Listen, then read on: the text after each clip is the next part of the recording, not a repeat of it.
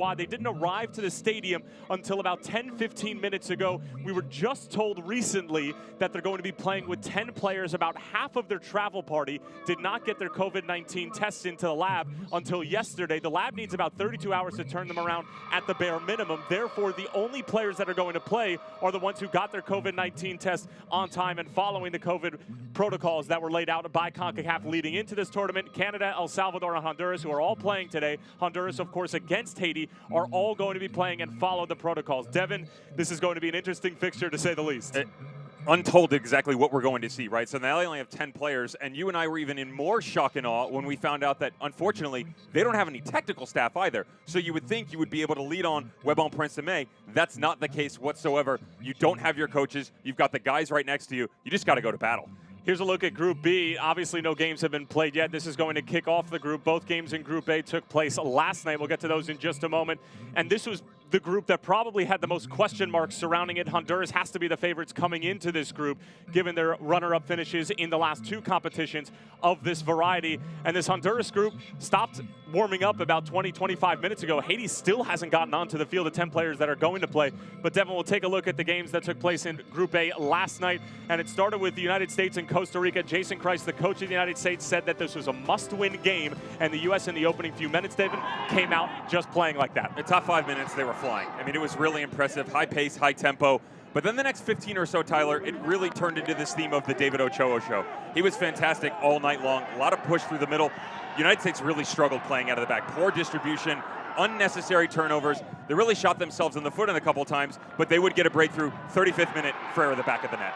Ferreira, of course, who was involved in 5 different goals in a friendly against Trinidad and Tobago, continues his scoring ways and continues to give Jason Christ some decisions to make as far as who's going to be playing up top. Second half, Costa Rica made a couple adjustments. Leal, as well as Luis Diaz, start to get involved, and David Ochoa comes up big in the second half of the U.S. It was all about movement for those two. Leal was pretty much isolated on the left-hand side of the midfield, started to explore a bit more in the final third, got over the right, good strike, and then Diaz over to the right-hand side.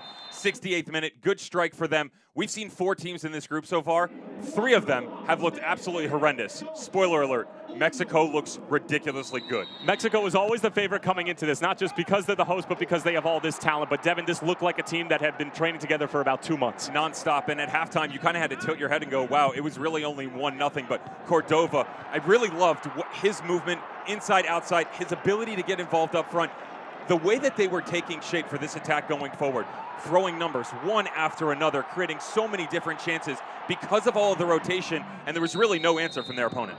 Uriel Antuna, Sebastian Cordova, all putting on a show, especially Cordova in the second half, ends up with a hat trick, almost had the perfect hat trick, left foot, right foot, as well as his head, but he used his left foot twice. But really just a class performance from Mexico at the end of the day, but all the credit in the world to the Dominican Republic. This is a team that was making their debut in this competition at this qualifying level. It was very much David versus Goliath. They'd end up getting this penalty, and 17-year-old from Inter Miami, who just signed a first-team contract in January, gets one back for the Dominican. Quality penalty as well. I mean, that's a pretty big stage to be on. Your head's down the entire time you're chasing. That's not an easy convert, but then we're going to flip it back when you start to move into injury time. Bottom corner, as you mentioned, it's a great save by the goalkeeper.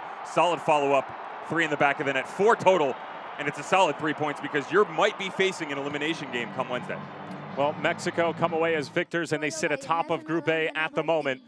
And we'll get to national anthems now between Haiti and Honduras.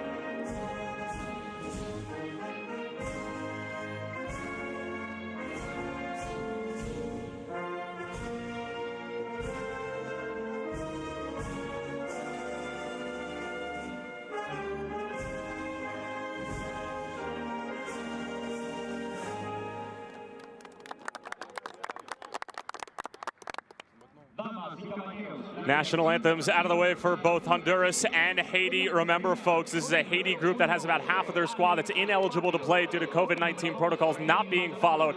Our head referee for today is American Jair Marufro.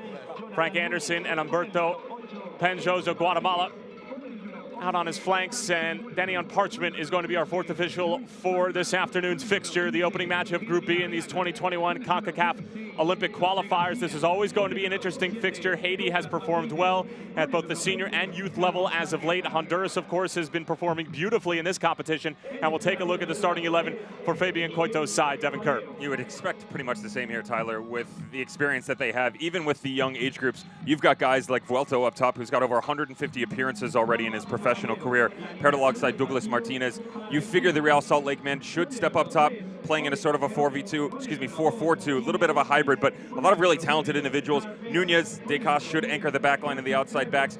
The movement that he has on that back line enables him to really shift and shape everything so that they can play off of each other. That's why don't be surprised if they start to move around a little bit more than normal. A lot of players from some of the bigger Honduran clubs in Motagua, Olympia. We'll get to that a little bit later. Meanwhile, here is the makeshift jerry-rigged lineup for Haiti. They only have 10 players that are definitely going to be on the field. We were just told during national anthems they have 2 players who could potentially be substitutes if their COVID-19 tests come back negative in the middle of the game. This is unprecedented as far as this tournament is concerned. Odilon Jerome is a field player. He's going to be in between the sticks. I hope move into the goal, but you know the rest of the guys batten down the hatches. And you hate to think about it before the whistle's even blown, but you've got 2 strikers, Louis Ma and Carl Bell. They're going to do a lot of chasing, but this is just going to be a 90-minute war of attrition, and just hope that there is some sort of glimmer that you can pick one off and go the other direction. By rules, you have to have at least 3 players on the bench. It doesn't necessarily mean they're available, but they are listed as such, and there is still some very good options off the bench for Honduras. And Devin, I mean, you talked about it. This is a Haiti group that, listen, you're going to have a lot of these players. Hopefully their tests are going to come back negative for later on in this tournament. If you could somehow get a point or at least limit the goal differential, that's the goal at this point. Yeah, first match again, and hold on. I mean, that's literally what you've hit right now. First match, you hate to say it, but that's the point that you're at. Conversation with CONCACAF officials, what this is going to look like. But with only 10 players, Tyler, and you're taking one of your center backs, brother of Mechak Jerome, actually, who plays for El Paso Locomotive in the United States. You're taking a guy who, you know, pretty much his entire life has grown up in one area, and now throwing him in between the pipes, that's not an easy ask. So he does wear number 3 typically when he's on the field. He's going to be wearing number 20 as the goalkeeper. Obviously, we're having some kit malfunctions at the moment. They're trying to figure out the best way to make sure that Odilon Jerome is noticeably a goalkeeper, and bright yellow is usually the color to go with as far as that's concerned. Jerome, 21 years of age, plays for Don Bosco in the Haitian League. Has some Haiti U20 experience and called into the senior camp back in 2016. It looks like Jair Marufo is ready to go. We hope you are all as well, and we'll kick off Group B in these 2021 CONCACAF Olympic qualifiers. Haiti only playing with 10 men. They just arrived to the stadium about 25 minutes ago.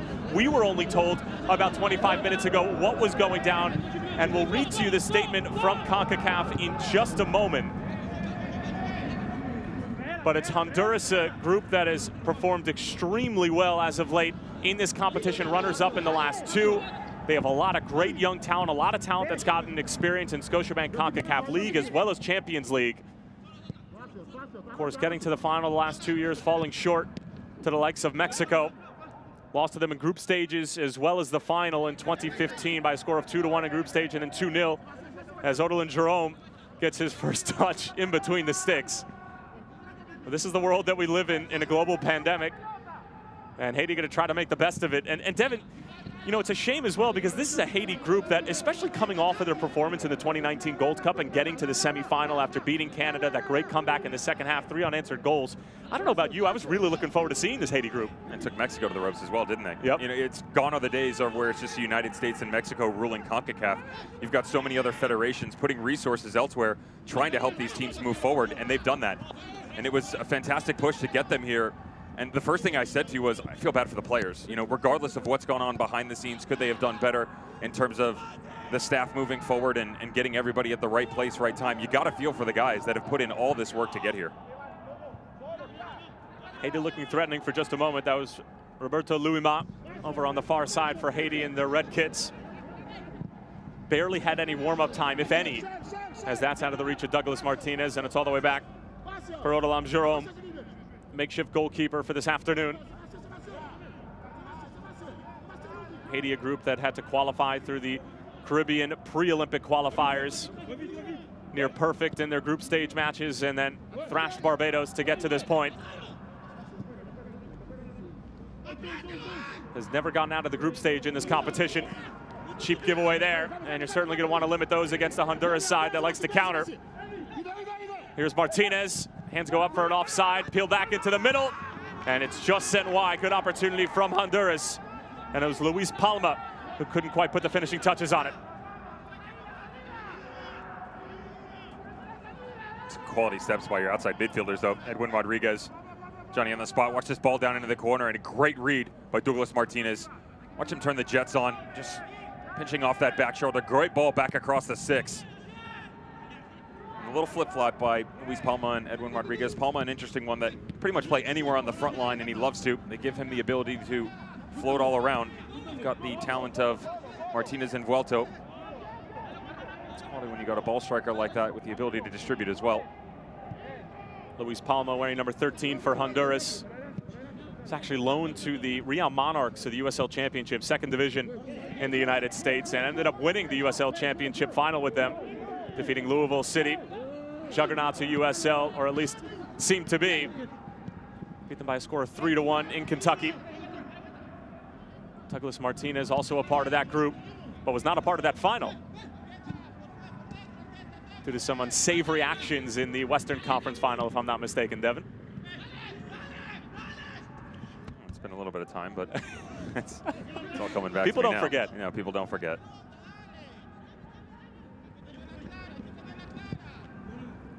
The good news for this Haiti backline is pretty much everybody expected to start up is where they're supposed to be. Here's Argueta, teasing ball. Jerome couldn't quite handle it, and it's not an over the bar. That was Luis Palma. He should have finished that.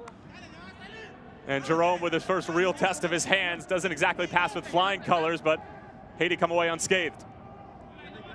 It's a gift from the soccer gods as well for Jerome, who just can't keep his hands on it. And Palma, back-to-back opportunities that at least got to put one of them on frame, neither of which was able to do so. It's not the greatest of balls whipped in either on the overlapping run. But going back to Haiti, Tyler, Jimmy Alexis, Latour, Experience, Frankie Dulis, all 4 of them right where they're expected to be. So the things out in front of you might not be exactly the same. Everybody on the back line trying to lead this team forward, keeping proper shape outside of the goalkeeper is a convenience that you regularly see for the squad.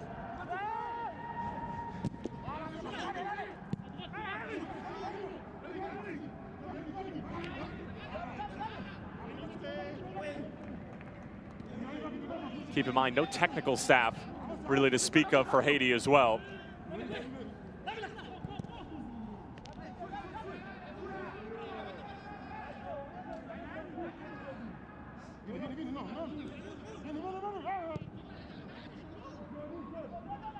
Nunez. Garcia. Arriaga on the turn. He gets fouled, and a decent set piece opportunity coming up for Honduras. Jair Marufo had a front row seat to that foul committed by Haiti as the 23-year-old from Puerto Cortes, Honduras, goes down.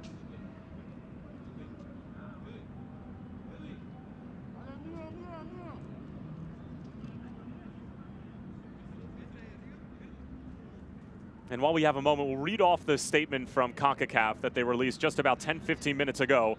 All member associations participating in the 2020 Concacaf Men's Olympic qualifying are following strict health and safety protocols, including COVID-19 testing prior and during the competition. Ahead of today's Group B matches, the delegations of Canada, El Salvador, and Honduras and all match officials have conducted COVID-19 testing, and there are no new positive cases. In the case of Haiti, part of the delegation arrived in Guadalajara, Mexico too late to conduct testing prior to today's match. Therefore, only those players and officials who complied with the competition's testing regime will participate in the game. So pretty straightforward from CONCACAF, and nothing surprising in there, just a matter of half of Haiti's party arriving late and not able to conduct the testing on time. Here's the ensuing free kick after the foul on Arriaga. Not a bad effort, and Jerome parries it away. Good looking save. It's too early to ask for the starting job, but it's not a bad effort, I tell you. You wonder what sort of shenanigans are going on behind the scenes on the training ground after they finish everything. Quality save, good form, bottom corner. Give him credit, right? I mean, it's not easy. First real task he's been asked of him. If you're Honduras, you just want to put it on frame and ask the questions of Jerome that he doesn't want asked. So that's barely cleared away. A heavy challenge. Jair Marufo says it's all ball and we'll play on.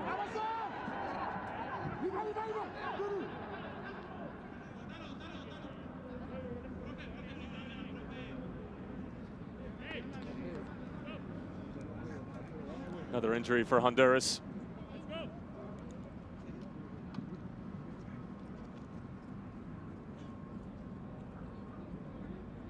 That's Carlos Argueta, the 22-year-old from La Paz, going down.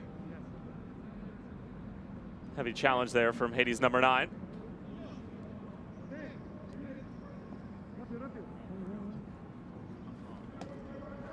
I'll tell you what, a slow-paced, non-rhythmic start from Honduras is exactly what Haiti wants. You're happy with it. Does it keep its momentum for 90 minutes is a very difficult task. Just think about it, though, from a player standpoint. Make your way all the way through all the hard work. You talked about the qualifying rounds, Tyler, to get here. And now you have to go through the group stages again to try and push your way to the Olympics. Only to end up with 10 men on the field. Any direction that's been given to you ahead of time is all you're going to receive. Now it's just the soldiers stepping on against a really talented Honduran squad that we talked briefly about him. You know, Luis Palma's name we've heard a couple times, Douglas Martinez, Vuelto, Arriaga in midfield, Decas, Guiti in goal. And this is a team that is looking to do wondrous things coming out of this group. Coming off of a disappointing showing in the 2019 Gold Cup, the Honduras senior team. They were in that wild group with Jamaica and Curacao, as well as El Salvador. And unfortunately, it looks like an early substitute is getting ready for Honduras. Looks to be Christopher Melendez, twin brother of Carlos Melendez, also an option off the bench.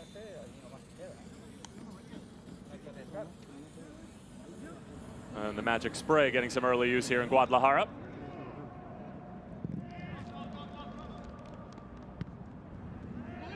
All the way back for Alex Guiti, the 23-year-old from Tegucigalpa.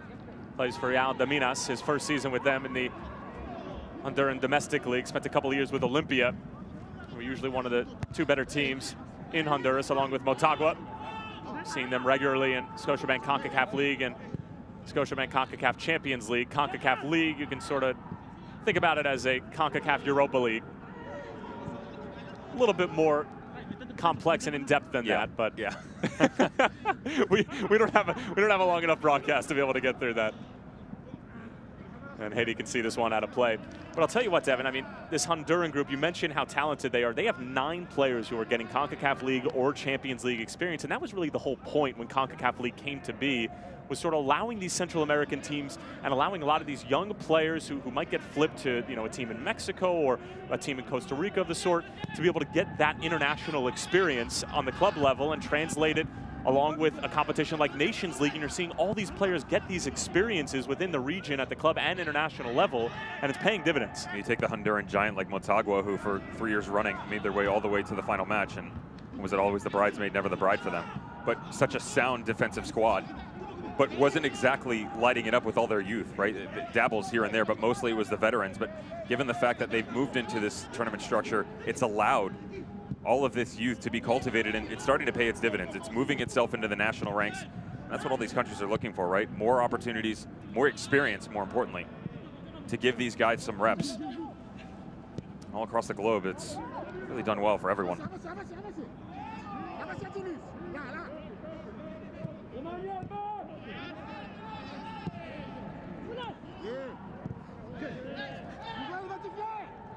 Long run for Edwin Rodriguez. He's able to keep it in play. And easy enough for Jerome.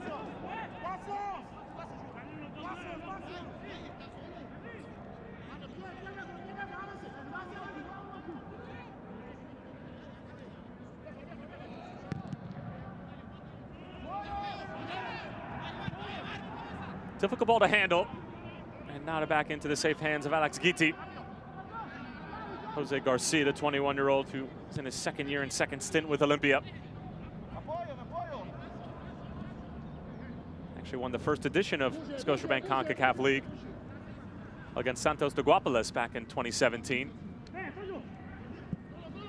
Olympia winning that fixture in penalties.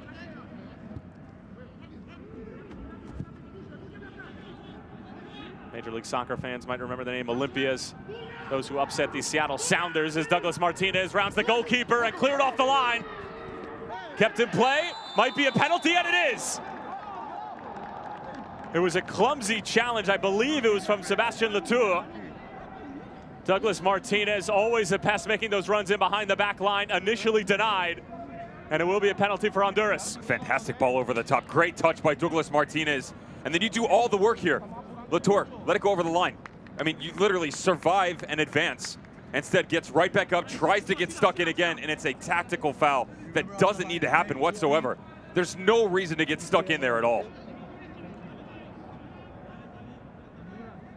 Well, Jerome did well to come out and at least cut down the angle, allowing Latour to be able to make the play. And right there, Devin, like you said, I think he just needs to sort of let that ball go over the line. Meanwhile, it's Vuelto on the other end.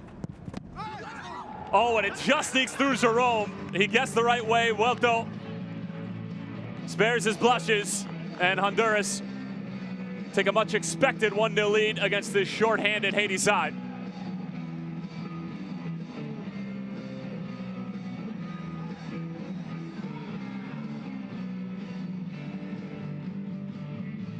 To be fair, 14 minutes in, you thought, given the circumstances, maybe this might have progressed a bit sooner, but not the case whatsoever. Haiti trying to hold their own. Not a bad effort from Jerome. Comes off the line a little bit early, doesn't matter. Gets to the bottom corner, but this is where, you know, as a goalkeeper, you go through drill after drill, understanding exactly what your form needs to be. Just doesn't get low enough. It's not the best of penalties, just enough pace to get underneath the goalkeeper and send it into the back of the net. Vuelto has 3 senior caps, hoping to lead this Honduran side to Tokyo this summer. Had 3 goals in the Pan American Games for his country back in 2019. He's originally from Sambo Creek, Honduras. In his 4th season with the Real España in the domestic league. Had a brief loan stint with Portland Timbers 2 in the USL Championship in 2018. Also spent some time in the Segunda Division in Spain with Tenerife. No first team appearances with them, but has experience in a couple of different places across the globe. And certainly paying off, and the brief injury here for Honduras about 15 minutes in. Darixon Vuelto with the opening goal from Honduras from the penalty spot. And the mountain becomes that much more difficult to climb if you're Haiti, as Douglas Martinez and Jimmy Alexis, one of the better defenders for Haiti, collide just outside the penalty area.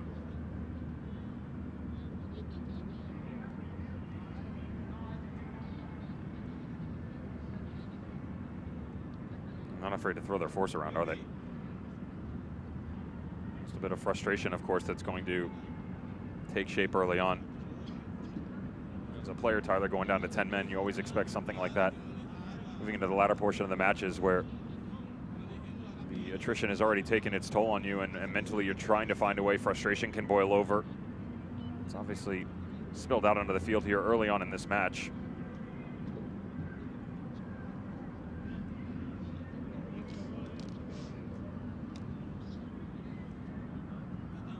Well, went there from Douglas Martinez.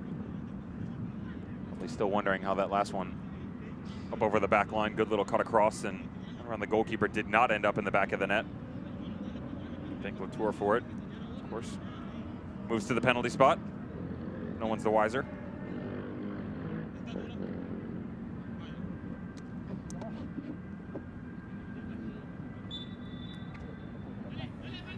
It's going to be so difficult to judge Honduras as well coming out of this first game, and it always is tough to judge a side after their first game in a competition like this, after about a year off playing with your group at the U23 level, dealing with everything that COVID-19 has dealt the world over the past year and change. But even more so against this Haiti group that's featuring 10 men and not nearly at their strongest. But you'd have to imagine that Honduras are the favorite to be the champions of Group B and move into the semifinals. And the format goes as follows. 2 groups of 4 teams each. Top 2 teams move on to the semis, and then it's the winners of the semifinals who qualify for the Olympics in Tokyo this summer. U.S. and Mexico in the same group. Both played last night, both coming away with 3 points, but Mexico with a +3 goal differential, the U.S. just with +1.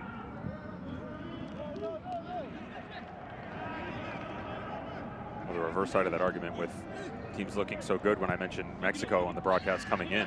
As good as they looked, Dominican Republic weren't exactly in top form, They were right? certainly better than I thought that they were going to be. And I think it got better. It got better, it did. Yeah. Rusty for 3 out of 4 in Group A, though. Clever ball over the top. Honduras might be in here, and it's a second. This time it's Edwin Rodriguez, timed his run perfectly. And it's a cool finish into the side netting. And Honduras have taken a 2-0 lead just like that.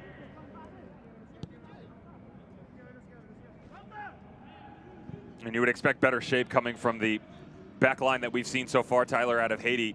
Just struggling with information not coming from their goalkeeper. Everybody sort of chasing. The line itself, when they do push high, has really scattered itself. Look at everybody off kilter. There's a step from the middle for sure, but the outside backs are still holding. Your other center back doesn't catch wind, leaves just enough space, run right through. Fantastic one by Rodriguez, and he can go either way here. Simple, natural foot.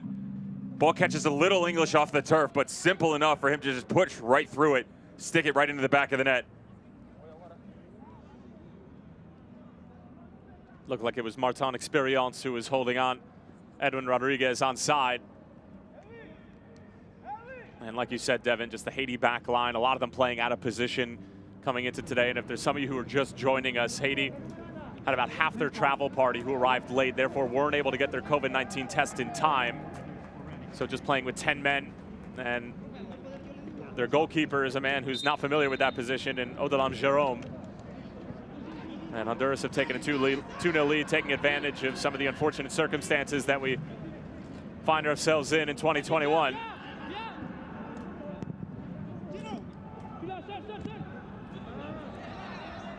Should have a couple of substitutions for Honduras in the interim before it restarted after the second goal from Edwin Rodriguez. I believe it was Christopher Melendez who came in. Turnover here from Honduras, and Haiti looking dangerous for one of the first times tonight.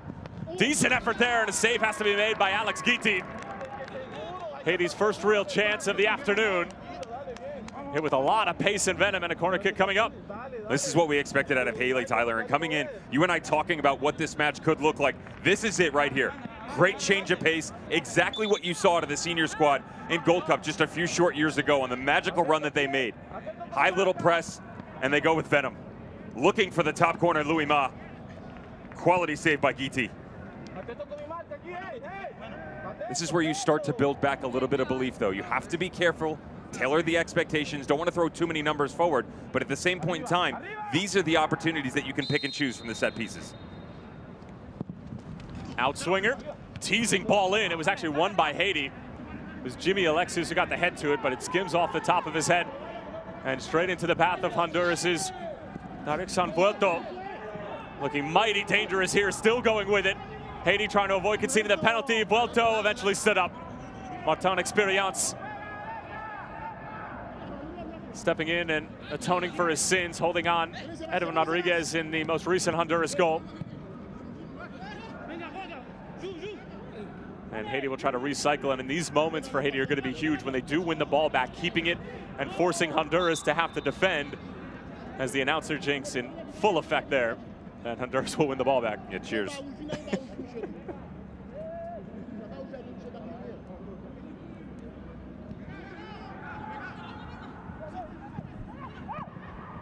Douglas Martinez trying to return the favor for Luis Palma.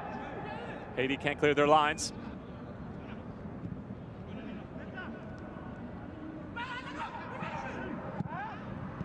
All 10 back behind the ball for Haiti. Palma wants it back. He shall receive. And that's a terrific challenge. Frankie Dulis, the 21-year-old who was actually born in Kentucky and raised in Green Acres, Florida, just outside of West Palm Beach. Able to deny Honduras right at the last.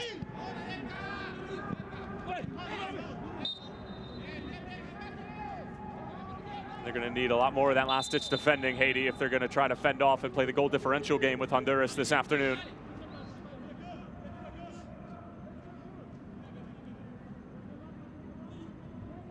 Well, the good news is it sounds like Haiti might be getting some reinforcements as Alain Jérôme. Go figure. So Carl comes off. Elia Der Dorlus of Don Bosco and the Haitian domestically, 23 years of age, comes on. And it's going to be Alain Jérôme, a true goalkeeper. Started all 3 matches in the Concacaf U17 champs.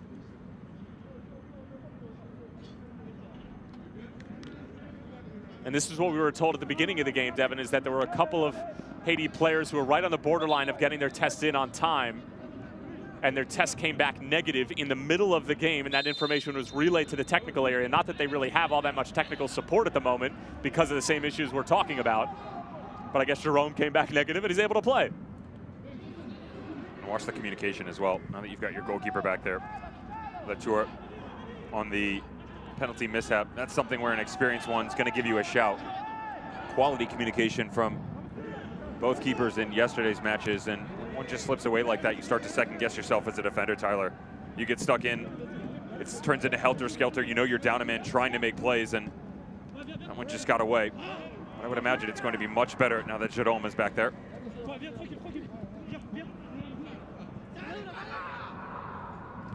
Getting his first touch of the afternoon.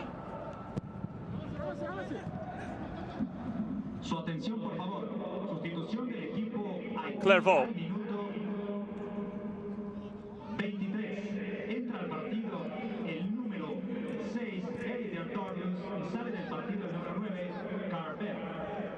Haiti trying to break on the other end.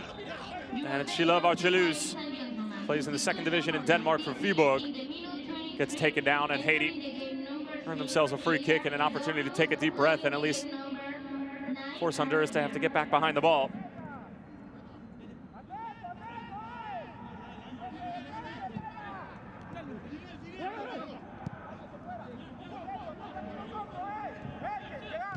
Vargelouz stood up beautifully by Wesley Decas.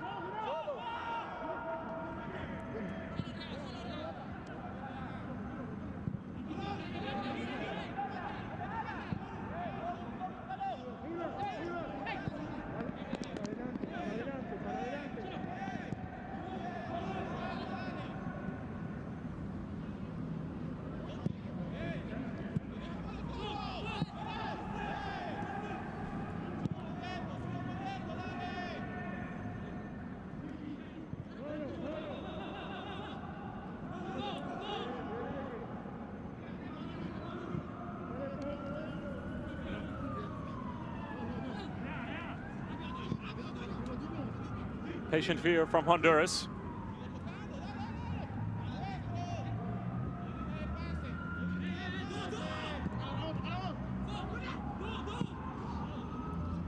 Ball slipped through. And Alain Jérôme able to make the play. We are going to have hydration breaks today in both halves.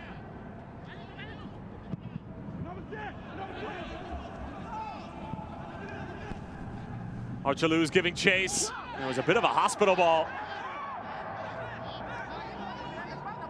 It was Jose Garcia who was a little bit unsteady, we'll say, and playing that ball back to his keeper, Alex Guiti.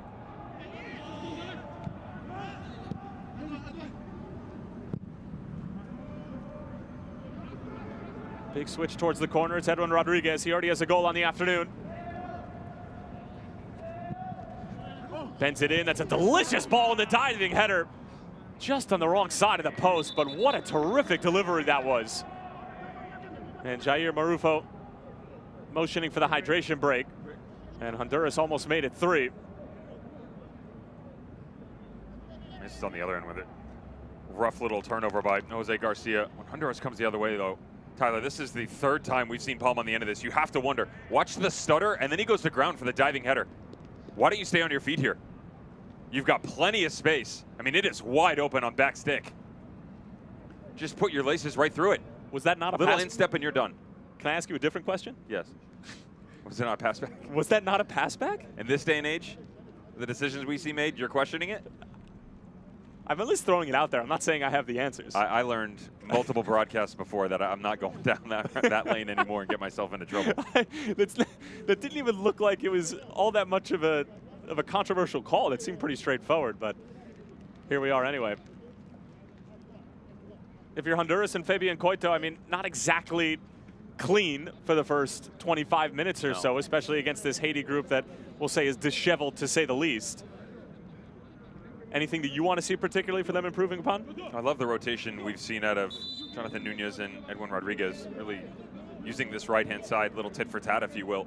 Great distribution coming into the box. Luis Palma, finish, bottom line. You can't have that many chances to not stick one away, even if you're up 2-0. I mean, you have to find a way.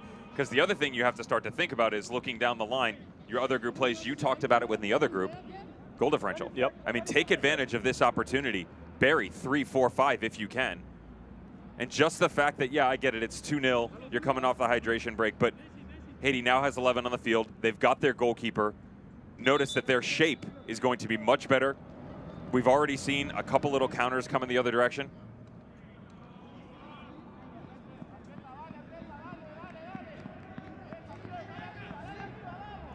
And that substitution is going to take place for Honduras now. It's Christopher Melendez coming on and replacing Argueta, who took a little bit of a knock in the first 5 minutes or so. And Christopher Melendez of the firm brother Melendez will come on. He has a twin, Carlos, who we might see a little bit later on.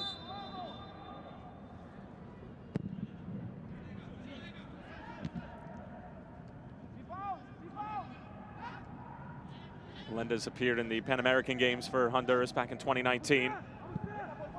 Has some Concacaf League experience as well. We talked about at the top of the broadcast. Here's Ochaluz. Trying to stand one up towards the back post. There were 3 runs being made towards the near post for Haiti. Louis Ma draws the double team. Nifty little nutmeg. Tries to peel it back. Haiti threatening here. First time ever blocked in front. That was the best football that we've seen from Haiti thus far. And it might lead to a counterattack for Honduras on the other end. But strong play from Sebastian Latour, at least to slow down the play.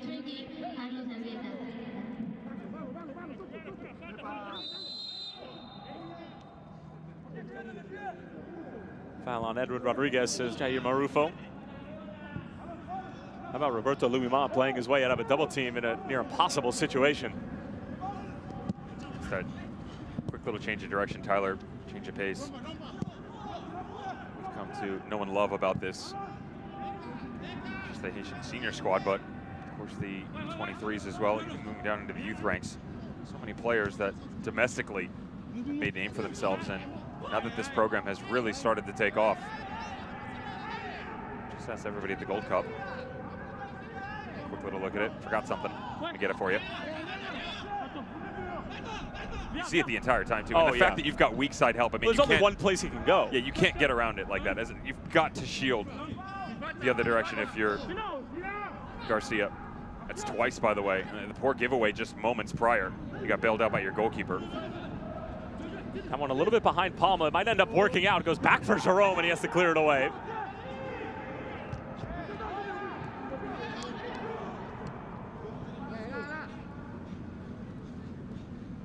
Here's Garcia again, striding out of that center back position. Curled into the path of Douglas Martinez. And Frankie Dulis has to get rid of it, chooses the safety valve, and a corner kick coming up for Honduras with a 2-0 lead. Edwin Rodriguez and Darixon Vuelto, the goal scorers. Half an hour gone here at Estadio Jalisco in Guadalajara. 11 players now on the field for Haiti after some COVID-19 protocol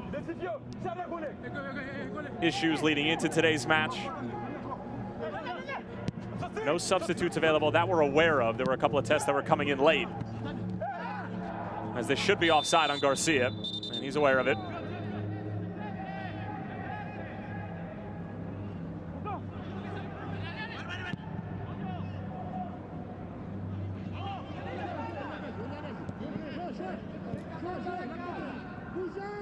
That's Odilem Jerome. He started the game as goalkeeper, wearing number 3 at the bottom of your screen. That's Eliader Dorlus, one of the substitutes who was granted permission to play after his COVID-19 test came back negative midway through the first half. What they're trying to find, though, is Dutersen Clairvaux. He was so restricted in the opening portion of the match because they only had 10 men, of course, and now they're starting to move him to a higher position. There's a good look, just sitting right at the top of that spearhead. A lot of speed.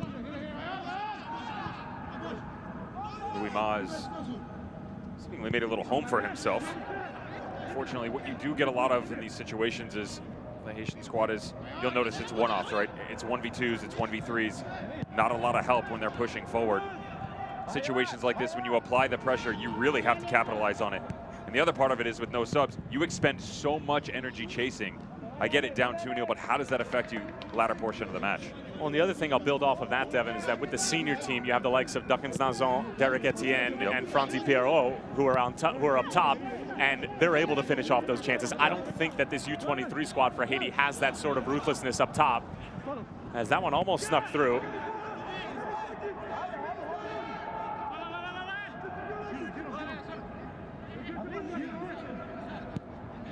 I mean, that Haiti group in the 2019 Gold Cup just absolutely stole everybody's heart, as they were just such a fun underdog to root for. And these are, I guess this is the Luis Palma missed chances highlight reel that we have here now.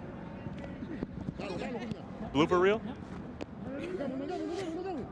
Go a blooper, but Stern talking to it at halftime for sure.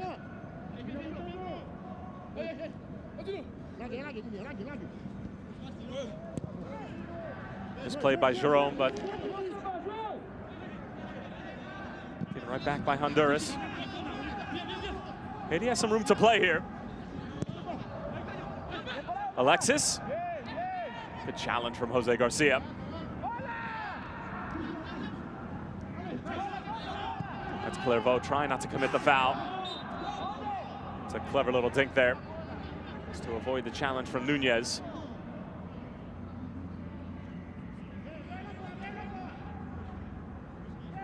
With Honduras in the U20 World Cup in Poland. Who was the Golden Boot winner of that U20 World Cup, Mr. Devin Kerr? I'll give you a hint. He's scoring a lot of goals in Germany right now. I retired, so it's not me. You walked right into that. Erling Haaland is the correct answer. Good. Big switch for Honduras. Now 10 minutes remaining in this first half. Vuelto already has a goal this afternoon. Here's Palma finally looking for that goal. Takes a deflection, and Jerome able to keep it in play.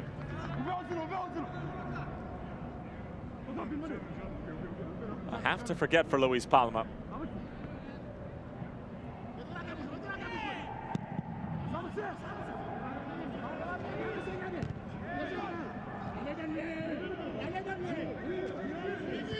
Rodriguez. Substitute Christopher Melendez finding Palma. And look at Jerome about 25 yards away from his home. Able to clear it away, but only as far as Garcia. Heavy first touch. He's had a bit of a shaky first half. We'll leave it at that.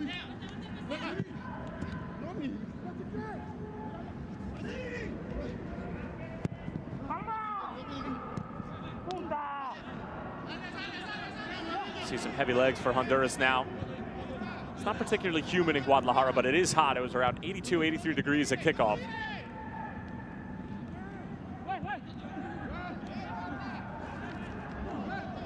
A couple of Haiti players running into each other in Dorlus and Archelus.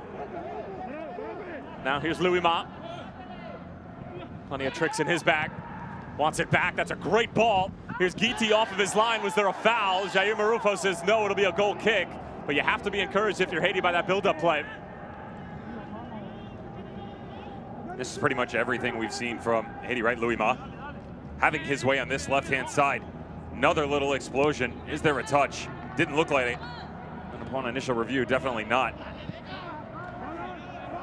No VAR in Concacaf just yet. You thought that one of Sebastian Cordova's goals from last night, part of his hat trick in that 4-1 win against Dominican Republic, was offside. I thoroughly disagreed. In a perfect world, no, it's not offside, but we don't live in that world anymore. You know, the fingernail is now Somebody's a part of always going to be upset. movement. VAR, no VAR. I don't have a horse in that race. Okay.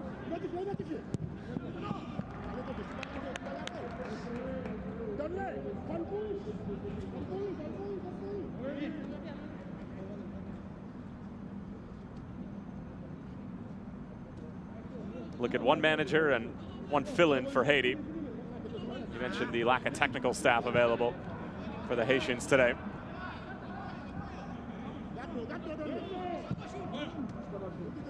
Rodriguez on the turn. Not meeting a ton of resistance. Melendez back for Rodriguez. Wants it back again. Honduras starting to open up Haiti. Clip towards the back post. Jerome gets a touch to it, followed up, and put in. It's Darik Sanvuelto again, his second of the afternoon. Rocking the cradle and rocking Estadio Jalisco. 3-0 to Honduras.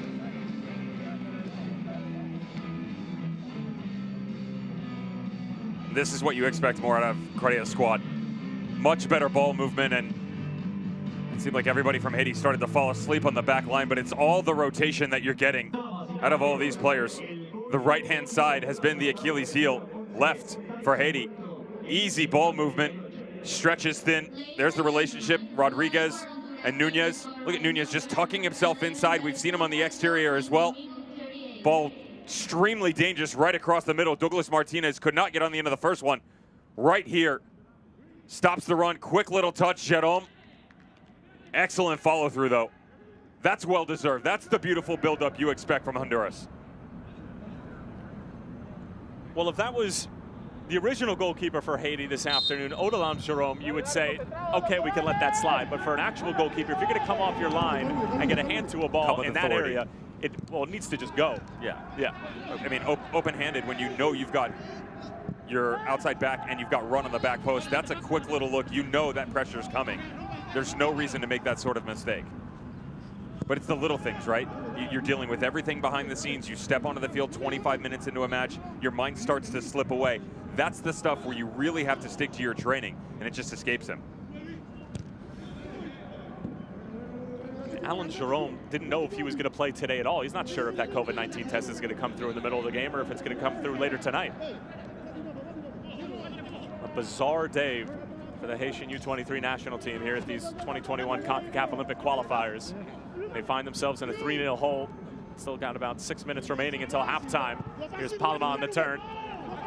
Trying to find Buelto, who's now sitting on a hat trick. Sebastian Cordova is the early favorite for Golden Boot in this tournament, already with 3 goals. And Buelto nipping at his heels.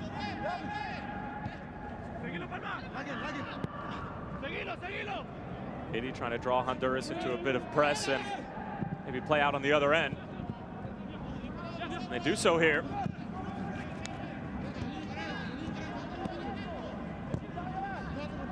Here's Experience. Crunching challenge. Looked like it was Wesley Decas over on the far side. Rodriguez.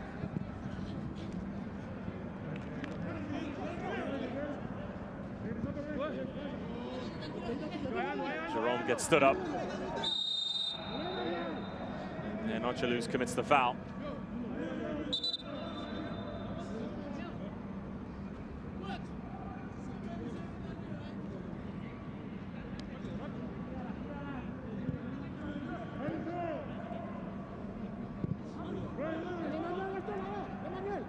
We had a feeling coming into this game, and given all the issues that Haiti had surrounding COVID-19 and not being able to follow the protocols, that this is going to become a game of just trying to limit the damage and playing the goal differential scoreboard.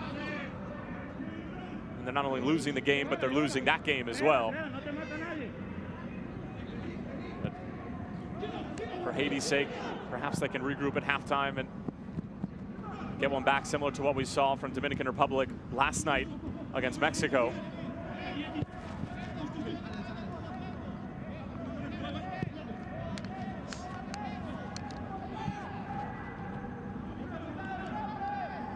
Odolam Jerome.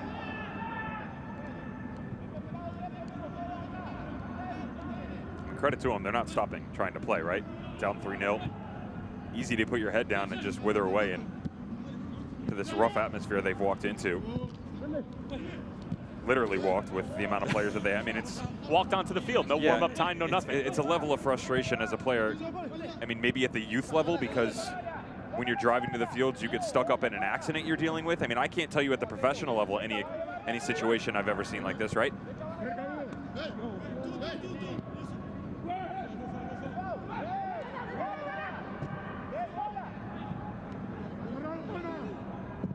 Long-range effort, always over the bar, and Alex Guiti will collect for a goal kick for Honduras.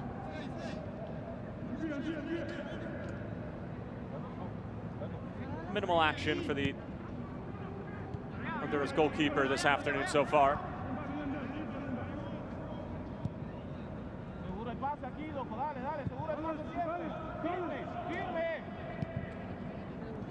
Just look at the freedom that they're giving Luis Palma. Coming in, I said, you know, he'll pretty much play anywhere you want him to on the front line. They started him out on the left. They allowed him to work over to the right-hand side. We've seen a boatload of those back post runs, but now he's just starting to drop in right underneath center, just in front of Arriaga. Vuelto has gone more to the exterior on the left, and a little 1-2 punch with he and Douglas Martinez. At least that's what they're trying to find. Martinez hasn't looked the same since he got knocked, right? It's almost, you know, he was quite tentative getting up, and since that time frame, the run's not as active. Definitely haven't been able to find him in air. And you and I have seen him at his very best, covering him both for the Monarchs and Real Salt Lake, and it's a scary prospect when he gets going into open space. The argument from him overall as to why he maybe hasn't even taken that step in general is the consistency factor for sure. I mean, even when you talk to people within the RSL organization, you know, the day in, day out grind is not an easy one at the professional level. And he was able to, you know, put on a masterclass in that 2019 season as he repays the favor to Latour. And just seemingly every direction you turned, he was able to score goals, rewarded with a first-team contract, steps into RSL. And they really haven't seen him since last season. You know, he's been in Honduras training the entire time.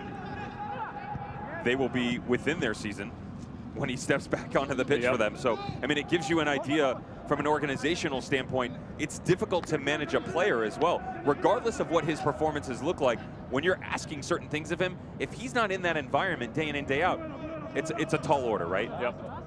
For both parties involved.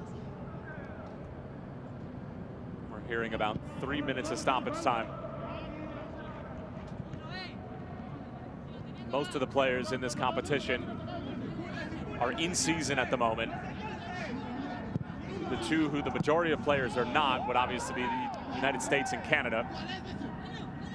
Major League Soccer will kick off the weekend of April 16th.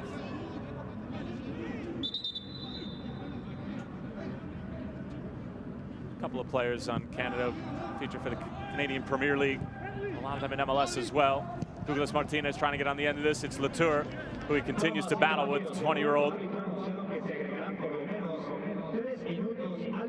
And the fourth official making it official. Jamaican fourth referee, Tanian Parchment. Nunez.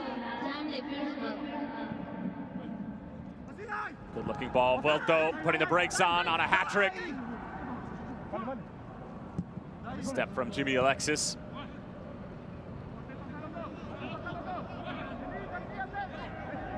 Clever hold-up play from Eliader Dolus.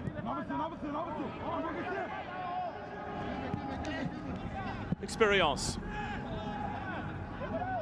Neat ball into the channel. Louis Ma. Not exactly how Wesley Descamps envisioned intercepting that ball and trying to play out of the back, and a favorable corner here for Haiti.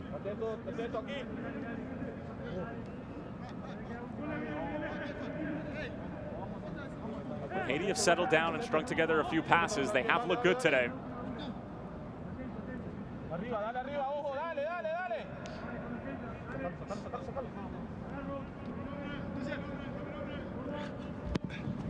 Outswinger.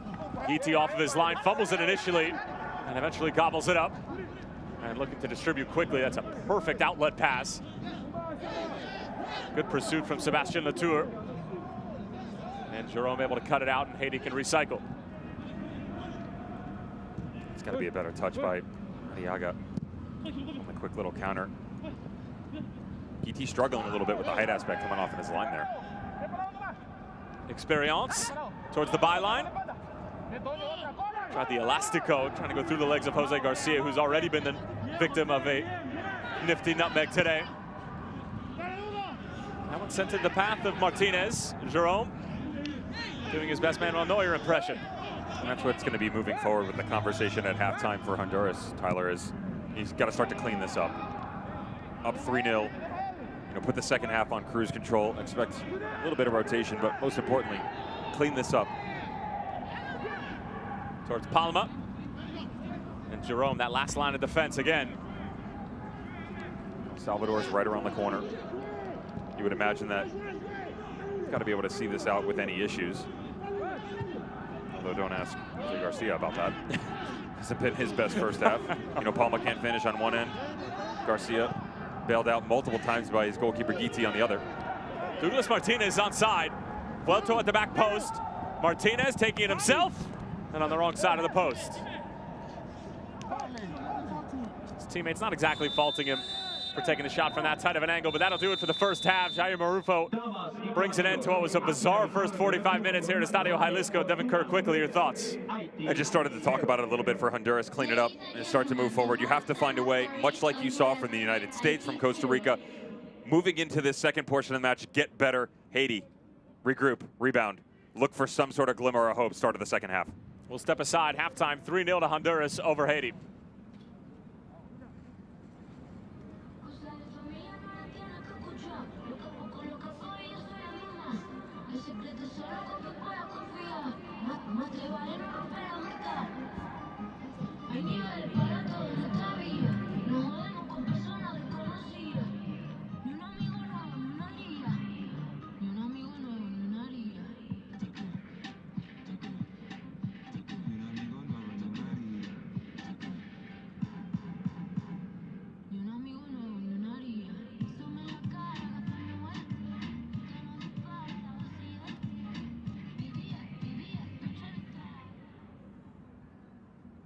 Abre tu cuenta donde estés.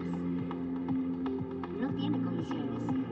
Úsala para comprar, ahorrar o hacer transferencias. Contrátalo en minutos en exclusive.com.mx/cuenta digital. Abre tu cuenta donde estés. No tiene comisiones. Úsala para comprar, ahorrar o hacer transferencias. Contrátalo en minutos en exclusive.com.mx/cuenta digital. Abre tu cuenta donde estés. No tiene comisiones. Úsala para comprar, ahorrar o hacer transferencias. Contrátalo en minutos en exclusive.com.mx/cuenta digital.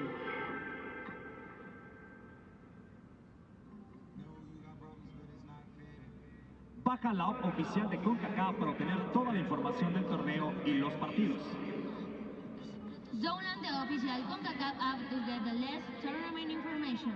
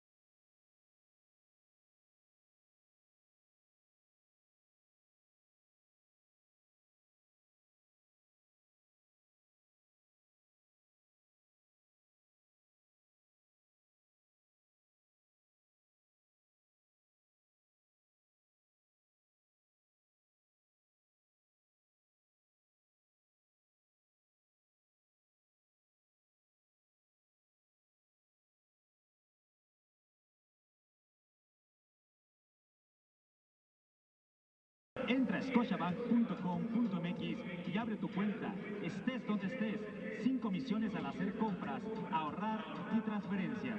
Un cambio siempre es bueno. Scotiabank, tú decides. Nosotros te asesoramos.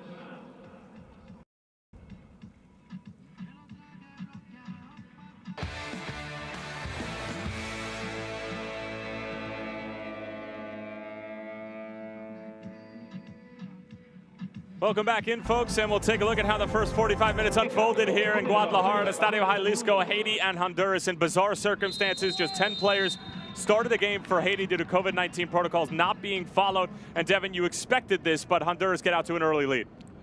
Well, and Luis Palma is going to be the talk of the town at halftime, right, for everything that he missed. 3 golden opportunities in the opening 25 minutes. This is the first one on the back post. And what I said to you is trying to get better in this, build some momentum, at least put something on frame. The only one that we saw was one of these out of the 4 where he hits it from distance. Good save from their makeshift goalkeeper, Jerome. And then a little bit later on, there would be some physical play as well as some frantic play.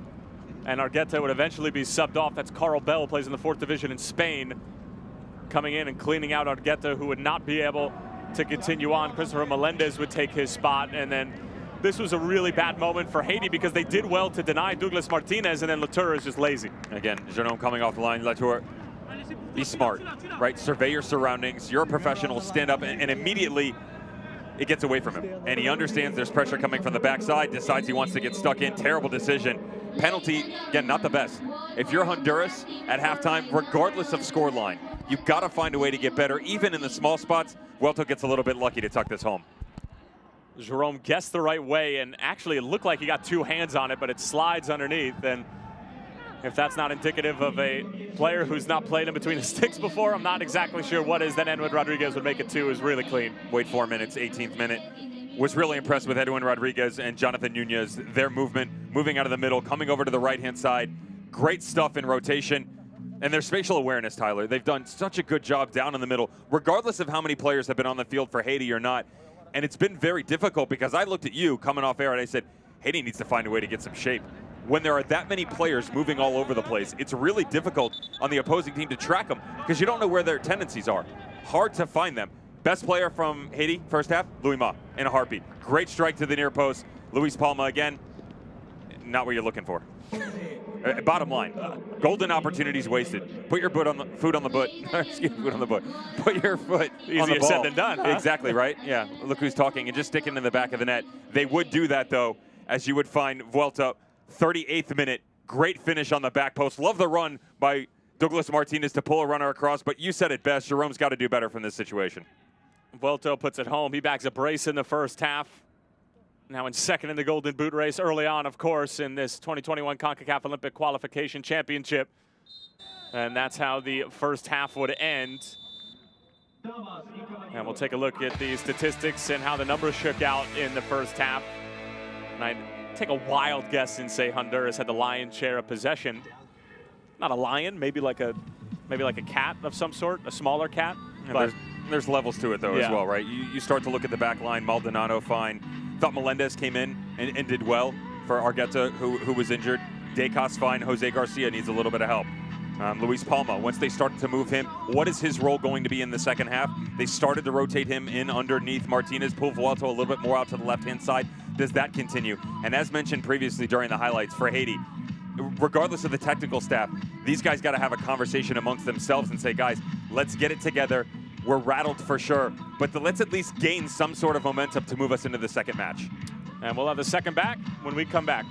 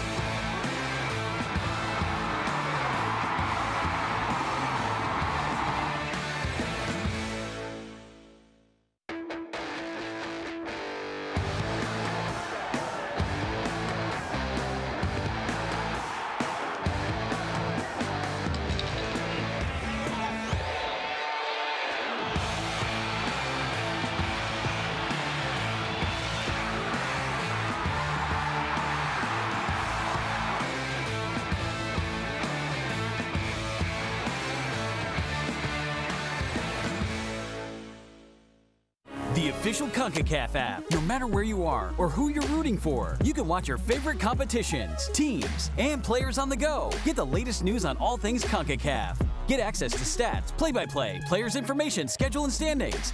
Get instant notifications and alerts. Discover other fans like you. And show your support in social media with our exclusive camera filters. All of that and much more. Take your Concacaf experience to the next level. Download now the official Concacaf app. Available on the App Store and Google Play.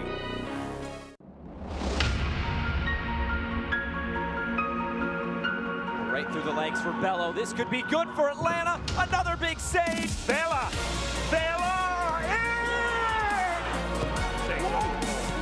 Serves here and snapped, and it's in! Tigres equalize.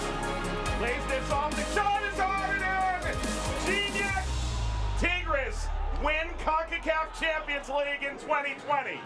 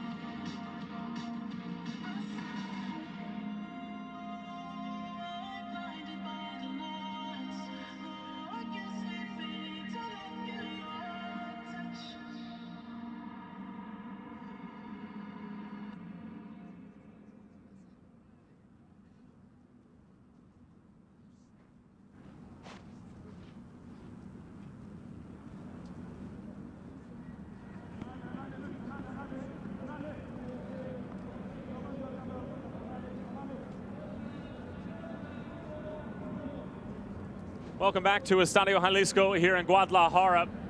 Opening match of Group B in this 2021 Concacaf Olympic Qualifying Championships. Tyler Terrence and the ex-German pro Devin Kerr with you. Devin, obviously a bizarre first half. Honduras, we expected them to at least win this game, win it by a number of goals. there are some things that Honduras definitely need to clean up. If you're on the Haiti side, how do you sort of start to weather the storm, stop the bleeding, whatever analogy you want to use, they have to find a way to establish some rhythm, because when they have gotten the ball down and played, they've looked decent. Well, people are going to love the initial part of this answer. This game's over. Yes. Okay, so let's get that out of the way. I'll take all the fire for that, and that's fine. The players don't need to concede. What they need to understand is they've still got 2.5 matches left, right? And they can make some noise. Whether or not they're able to get out of here with a result, I think that's a really, really big ask that's probably not going to take shape. So find a way in the next 45 minutes. Let's find a way to grab that camaraderie off the field, move it onto the field. Okay, we only have 11, that's fine. We have our goalkeeper back. We've got a quality back four. Let's communicate a bit more, and let's find a way to pick and choose our chances. We saw a few in the first half. The problem was they were so isolated, Tyler, because it was Louis Ma, because it was Clairvaux getting in on his own. That cannot be the case. They have to start to move in unison, 2 and 3 players at a time, and really challenge this back line from Honduras, especially Jose Garcia, who has not been very impressive. Looks like we did have one substitution on the Honduras side, and it's Jose Pinto coming on for Darío Sanhuerto. You have to imagine that Fabian Coito, the manager for this Honduran U23 side, is going to start to save some of his bigger guns for the later group stage games and, of course, the semifinals and finals of this competition. And away we go in the second half. This is very much a sprint, not a marathon, and therefore you're going to have to rest some legs when you have the opportunity. And we actually saw a decent amount of that in the U.S.-Costa Rica game yesterday, Devin, where the likes of Jimmy Marin and Marvin Loria, 2 of the by far more attacking players and better players on that Costa Rican roster, didn't come on until the final 20 minutes. There was clearly a plan from Douglas Sequeira. I had to imagine there was a plan for Webans Principe as Haiti give it away, and that's a tough challenge right at the edge of the area. Jair Marufo has the decision to make whether that's a penalty or a free kick. It should be right outside of the penalty area. Yellow card is given. Not sure if it was Dutersin Clairvaux, but rather it's going to be Frankie Dulis who's the culprit there, and it should be right outside, and it will be a free kick. That's a great job by the refereeing crew, right in front of it, just outside the top of the 18. They get it right, and interestingly enough, how about Obergon standing over this? He came on as well, number 9. It does answer your question with Pinto stepping onto the pitch that Palma will most assuredly continue his role tucked just underneath Douglas Martinez. And remember, had a pretty scintillating strike in the first half. This is a bit closer in proximity. He was about 22 or 23 yards out the first time. This one just at the top of the box. Wicked little right foot, excellent pace behind it. Pretty big wall though. Get it up and down that fast. I wonder if there's any sort of trickery to ask. Alan Jerome awaits. Wasn't a bad effort, and Jerome had taken a step towards the left-hand side of the goal.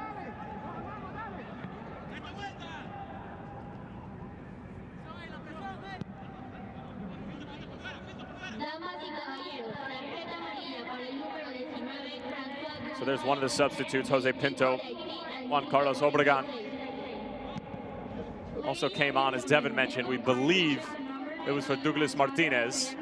We're getting some of this information secondhand and a little bit behind, folks, so we do apologize. It hasn't been an orthodox broadcast, to say the least.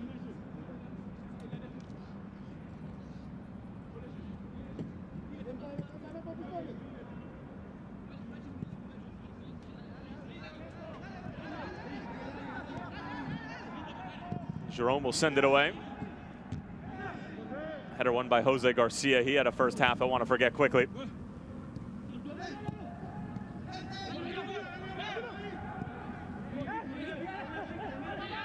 Latour.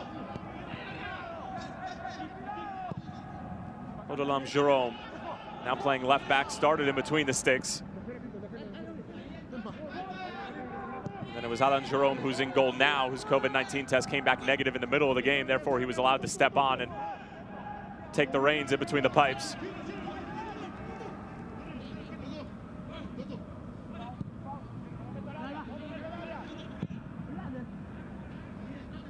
Big switch to the far side. It's a long run for Jimmy Alexis, but he's able to get there. Pulls it back. First time into the penalty area. Danley Jean probably had a little bit more time than he thought there, but a corner kick for Haiti nonetheless.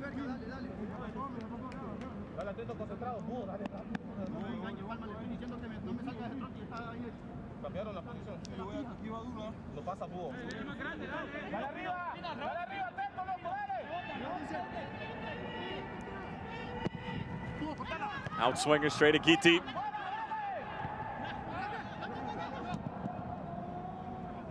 Poor giveaway there from Haiti, and Honduras might have numbers if they hurry. Here's Jose Pinto. Looking for Luis Palma, but straight into the hands of Jerome.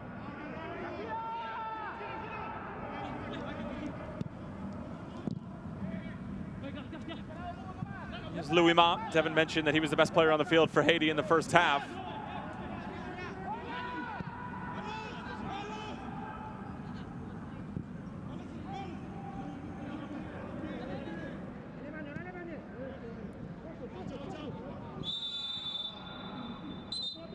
Foul called on Haiti there as Edwin Rodriguez was trying to pull away. For my money, Devin, he was probably one of the better players on the field for Honduras, maybe with the exception of Derek Sanverto. I was really impressed with all of his movement. Talked about it in the first half, Tyler, that not just his ability to get up and down the field, but really stretch this back line, ask so many different answers when a team's struggling for momentum in general, yet alone the shape. Start to combine those two together. They've really given him the luxury to sort of float, with Melendez pushing really high on the right. They drop man on the ball right now, Arriaga, and he's pretty much stayed central, but everybody else is really moving side to side. It will continue to move a little bit more as you see the substitutes Pinto and Obregon come in. Obregon will, of course, assume the role of Douglas Martinez. Does it change anything in terms of the relationship that had been established on the right-hand side with Jonathan Nunez, though? Because they had so many different looks moving forward, so many different numbers, they were willing to concede on the offensive side of the ball. To be fair, defensively, there's not really that much of a threat. As mentioned, it's these one-offs from Haiti, or if there is a threat coming, it's such as this, where it's one running versus 3 and 4. Shouldn't be that difficult for the likes of Melendez and Maldonado. Honduras do well to play out in some tight quarters.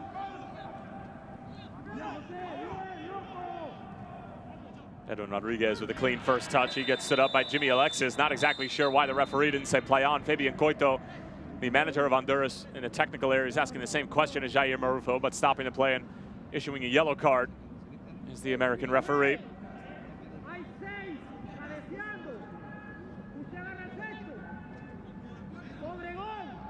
Just caught a couple of times, right? Jimmy Alexis. It wasn't just the fact that he didn't allow Edwin Rodriguez to continue his run, but sticking out the leg as well. There's a follow through too. In the first half as well. A couple of challenges.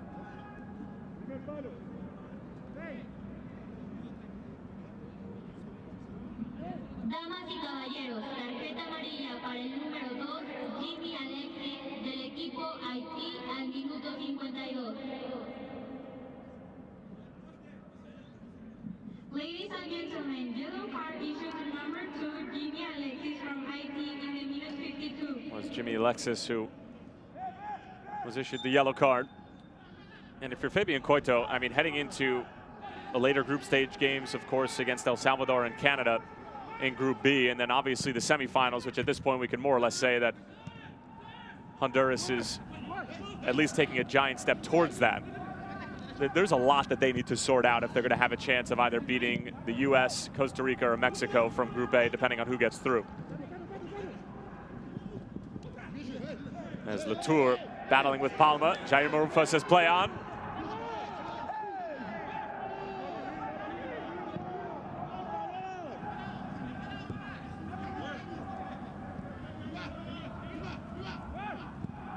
Louis Ma. It's not a bad effort, and Giti did well to hang on to it.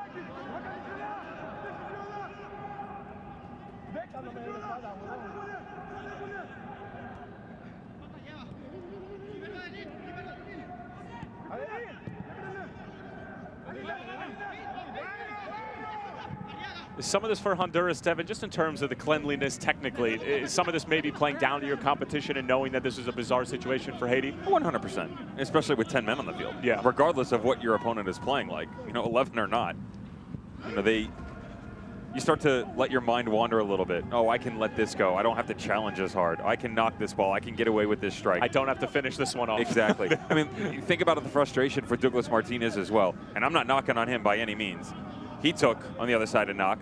And then when he got a few opportunities, it was almost selfish at times where there's two parts, right? You're looking for that confidence out of your number 9 up top to sort of establish itself.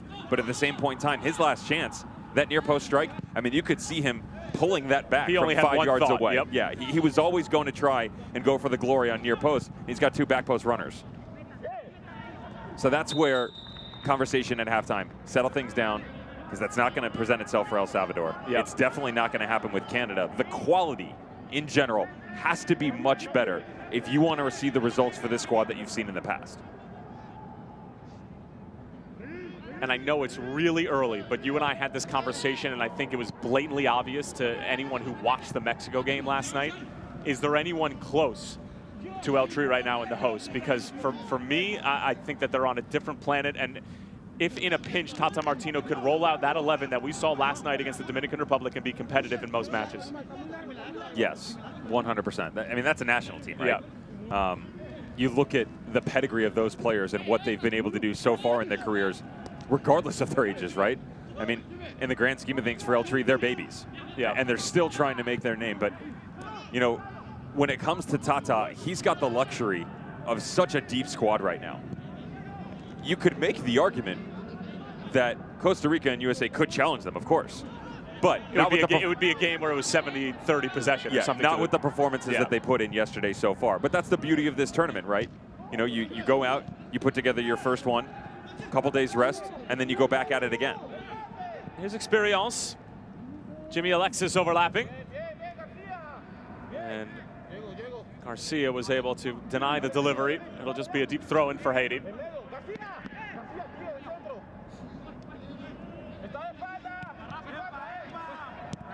It's going to be offside, and actually Mexico, of course, have been the dominant force in this competition, 7-time champions. Think back to the 2012 Olympic Games in London, they won it, and it was the likes of Giovanni Dos Santos, Raul Jimenez, who were on that team, and now a guy like Raul Jimenez is one of the most dangerous strikers in the Premier League week in and week out when he's healthy, of course. So it just goes to show, and that's why the United States, of course, has put so much emphasis this year, obviously given what the senior team went through in 2017 and not qualifying for Russia in 2018. If you're performing well at the U23 level and at the Olympic level, it is going to translate at some point down the line for the senior team. Well, you could make the argument, and I said this to you off air, that I'm not saying that we should have expected this going from the failure at the Olympic level into the senior team. We expect more, right? Yes.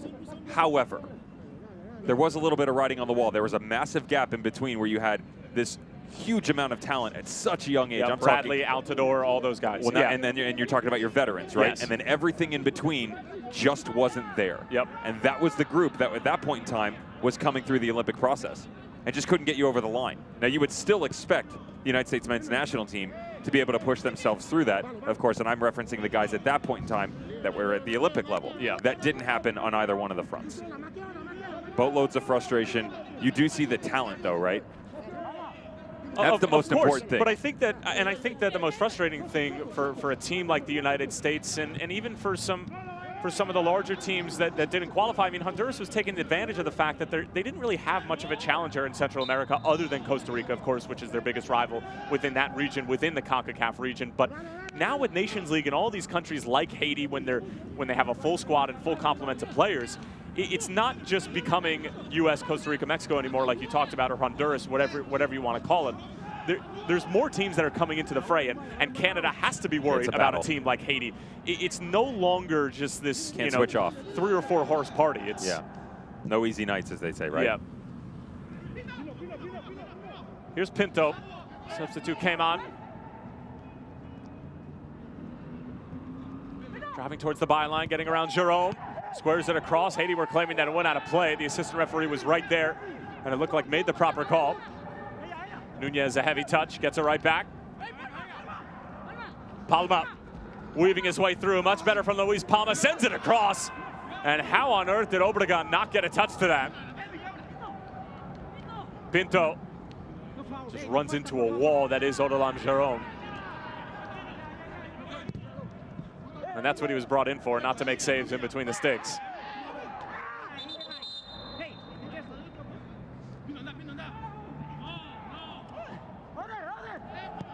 Honduras back on their feet. Denied. And a corner kick coming up.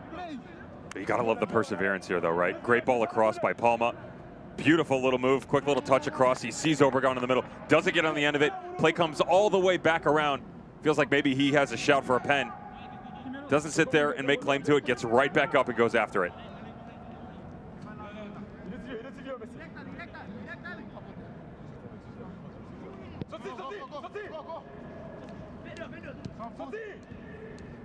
Rodriguez.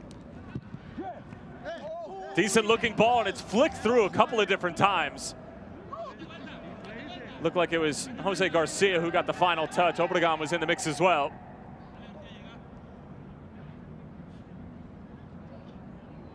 A lot of white jerseys. I mean, just saying. We asked for more communication, asked for better shape. It hasn't exactly poked its head out just yet here, 15 minutes in.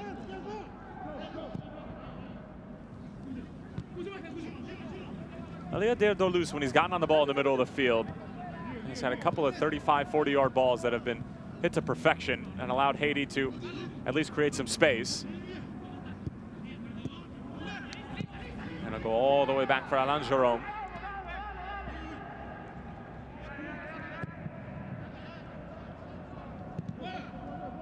Jimmy Alexis couldn't quite clean it up. Fortuitous bounce off of Edwin Rodriguez.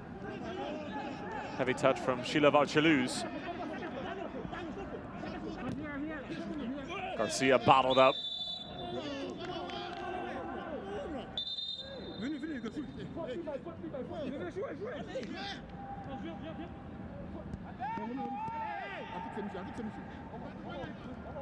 Varcheluz wanted to get it back from Experience.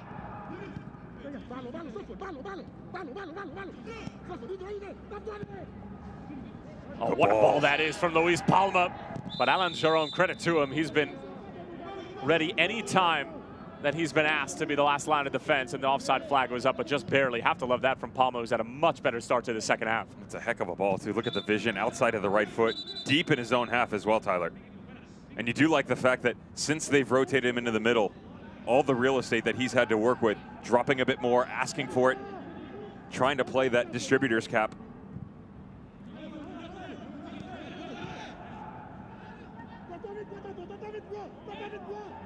Now we're gone here at Estadio Jalisco. 3-0 to Honduras, all 3 goals coming in the first half. Erickson Vuelto with a brace, including from the penalty spot. And it was Edwin Rodriguez who threw a goal in there as well.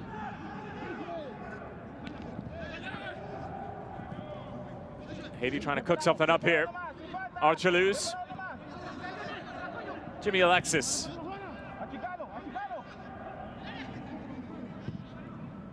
Dolus. Varcheluz again, just bounces off of Wesley Decas. And Edwin Rodriguez emerges from the fray with the ball, but loses it immediately. Now it's Alexis with tons of space, time for delivery as well. Cuts it back. Louis Mott leaves it, long range effort, and Guiti had to parry it away.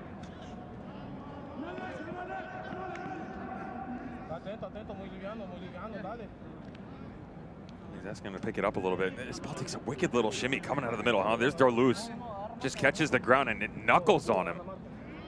Little 9-iron from 20 yards out.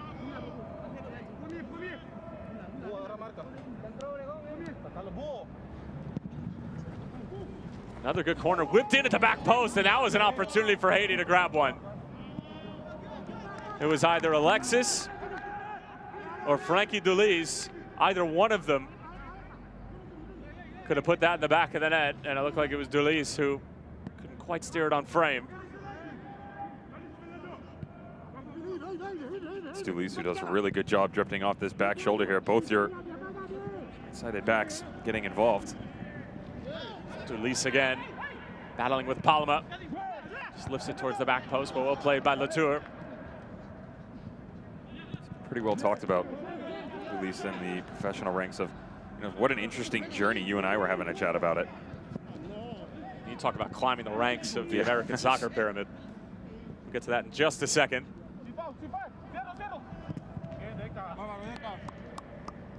Chaluz is denied. We're hearing that Jose Reyes, the 23-year-old from Tegucigalpa, is getting set to come on for Honduras. 25 minutes remaining in this one.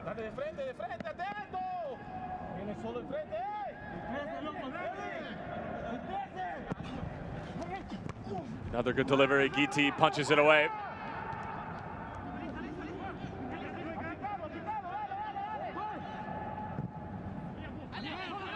Lifted back in and back to Frankie Dulis, Devin. I mean, born in Kentucky, raised in Green Acres, Florida. And he starts out by getting a scholarship to Manhattan College, plays for the Jaspers for a number of years, and doesn't get any offers to play professionally, doesn't get drafted. As that substitution, Jose Reyes, is going to come on. And it looks like he's going to replace Edwin Rodriguez, who gets a well-deserved break for the final 25 minutes or so. And then Dulis really has to work his way through. He plays for the Port St. Lucie Treasure Coast Tritons in USL's League 2 in the 3rd Division. I know his coach. And then eventually gets signed to a New England Revolution 2 contract in December of 2020. He has U20 and U23 experience, but goes to hardly can call it mid-major at the Division I level.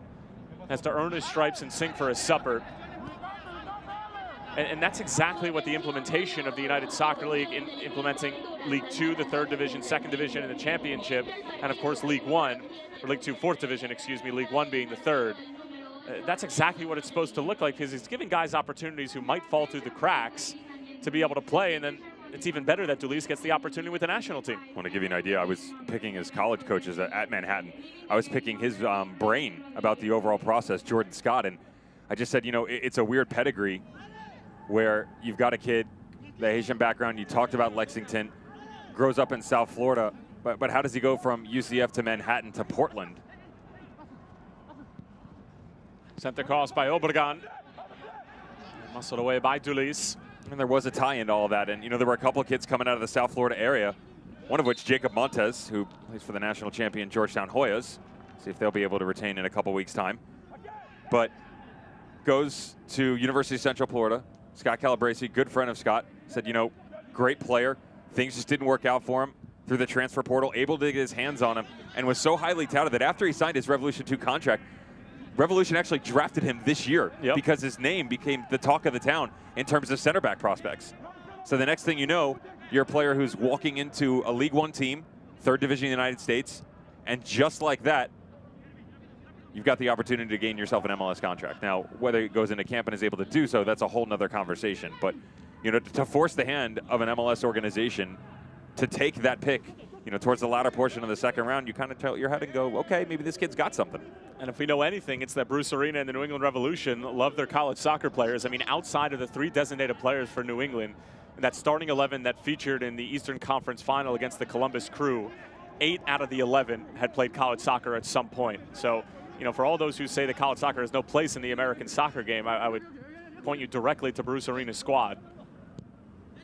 Have a conversation with Henry Kessler. Yes, exactly. See how that works out for you. Maybe Daryl Dike?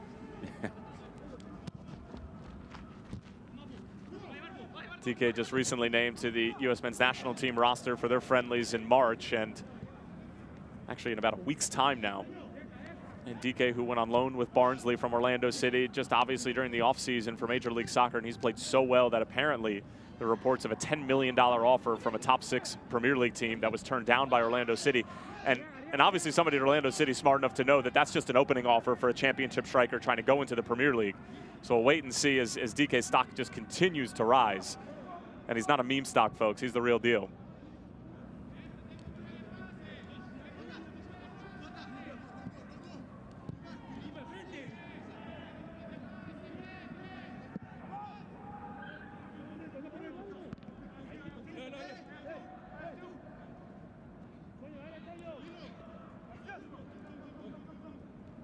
Jose Pinto, bottled up by Alexis, and good work from the Haiti outside back, just able to see it out of play.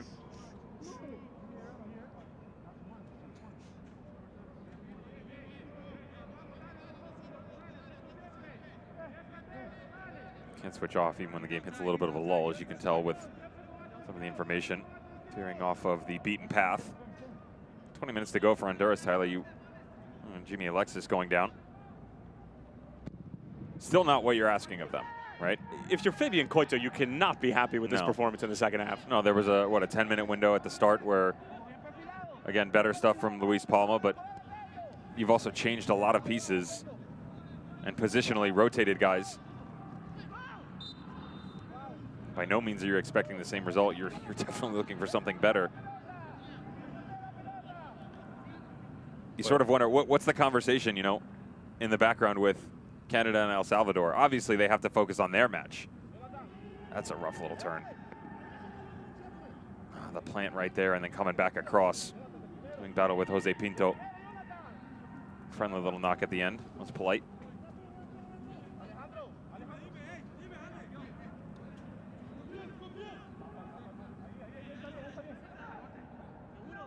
Tell you what, Roberto Luima is absolutely fearless. Plays for Violet in the Haitian Domestic League. Actually has some senior experience in a World Cup qualifier against Costa Rica before the World Cup in Russia in 2018, 1-0 loss to the Ticos. 20 minutes remaining in this opening match of Group B. Canada and Salvador will be later on tonight as Jimmy Alexis gets some attention to that lower leg injury on his right side as Palma unable to beat Jerome to the punch.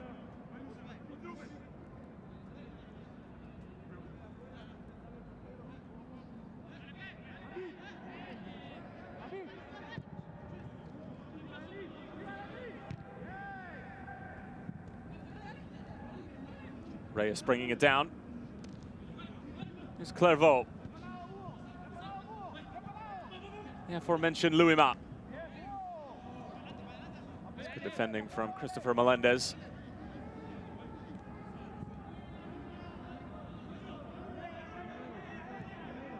Still waiting for a breakthrough from Honduras in this second half. All their goals came in the first. 2 from Baruch Sanvuelto and 1 from Endo Rodriguez. Nothing to report or write home about up until this point, though.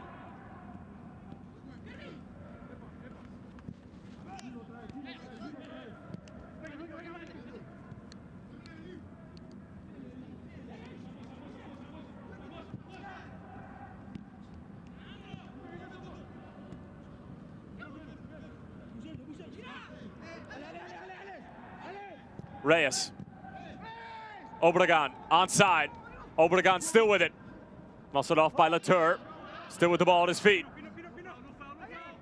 Pinto weaving his way through. And there's Frankie Delis. Just a slightly imposing physical stature of Frankie Delis. There's a death stare on the back post by Luis Palma. He wanted this ball in right away. They've changed their shape again. Honduras. Traditional 4-4-2 action for quite some time is not the case anymore.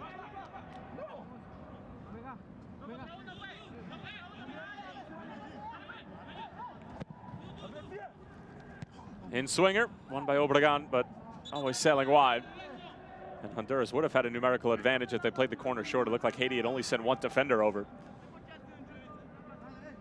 That's always the fun conversation from your manager when the lowly 5'9" man is able to step out to the top right on the penalty mark and get ahead on it. And Jair Marufo blows for the hydration break in the second half.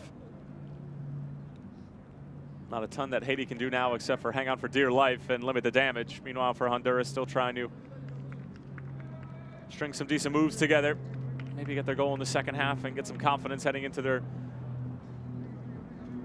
2 group stage games remaining against El Salvador and Canada. Those 2 will play later on tonight. Is the winner of this tournament in Group A? Definitively? Yes. No ifs, ands, or buts. I mean, I would say that that's probably one of the easier conversations to have about this tournament. You're going to have to ask a lot more out of what you're seeing out of Honduras, right? Respectfully, by no means am I eliminating Haiti, but you know, given the circumstances that they're up against, that's not a fun conversation well, to have you for hope them, that right? if all the tests are negative, then Yes. everybody's available for their It's second a different game. conversation Yes. next time out, 100%. You know, Canada, El Salvador, definitely don't run as deep as what we were talking about for the United States Well, and for Mexico. there's still a lot left to be desired about this Canadian group, and you know it stems from the national team and it stems from the senior team and what we saw in the Gold Cup. And Jonathan Herdman certainly has his work cut out for him. But there's too much talent in that group, and it's almost similar to the women's side for Canada as well. I mean, I think that there's a lot of talent there, and they seem to fall short. You know, U.S. are the juggernauts on the women's side of the ball, but you know, for the men's side, you know, you look at Alphonso Davies, and they have some guys who are starting to get up there in terms of age. They also Scott need to be Arfield, healthy. of course, Yeah. but I think they had enough talent to beat Haiti and at least challenge in a semifinal in the 2019 Gold Cup. They were up 2-0 at halftime. It's unacceptable in my book. Maybe in the Devon Kerr book of When does football. that come out again, by the way?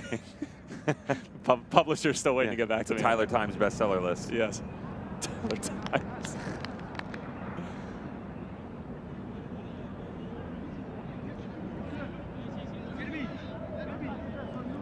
And by the way, that was no knock against Haiti in 2019 in the Gold Cup. But No, they were magnificent for what they were capable of. Yes. They did exactly what was asked of them and just a executed different to level. a T. You had guys all over the Canada roster who play in Europe.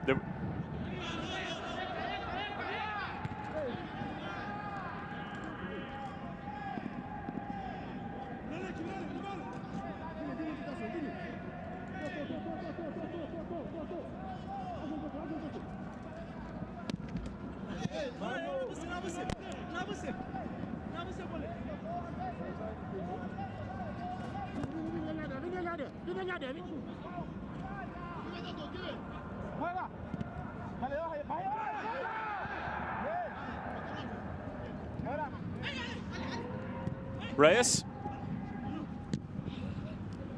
Cut out by Latour. 15 minutes remaining. And notice that's been the weapon of choice here for Honduras in the second half. That cheeky little ball dinked up over the top, trying to spin off that back shoulder run. Luis Palma coming in deep. Kevin Arriaga just now. Think about how technical we've seen them in the past. Just knocking the ball side to side. Not the case today.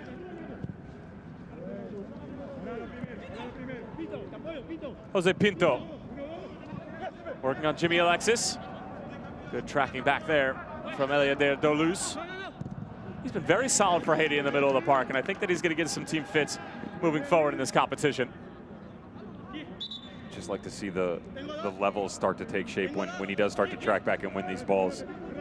Where can he then turn? You know, the likes of Clairvaux, Louis Ma. It's almost seemingly every single tackle, and then they go the other direction quickly, right? Like a bit more buildup, which we did see out of the senior squad.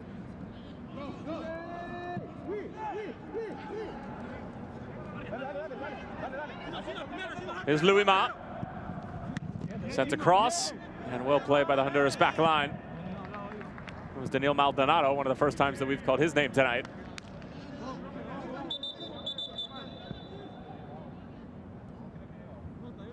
Sheila Varchelus is down.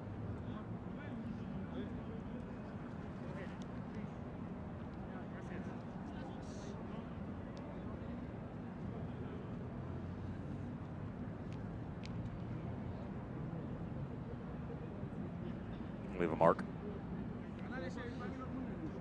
I think about the balance as well as we talk about the build-up and some of the midfield play. Louis Ma pretty much making his home on the left-hand side now that they've had the 11. Can you get the same sort of output from Archelus on the right? And also establish an out-and-out number 9. You know, the presence there, it doesn't matter how much you push and how much you chase. You've established your goalkeeper, that's great. That was an easy one to do. Your back four, not exactly what you've wanted. But you can see that the conversations have started to become more apparent in terms of overall communication, that they're able to shift side to side. They've established a decent line.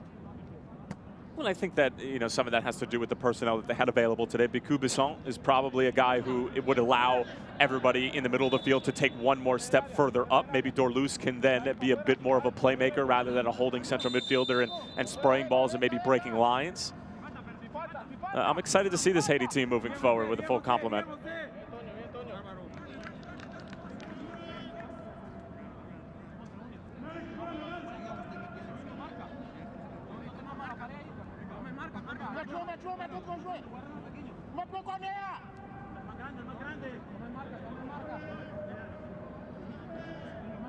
Atento, atento, atento, Oregón, ahí no pasa, vamos.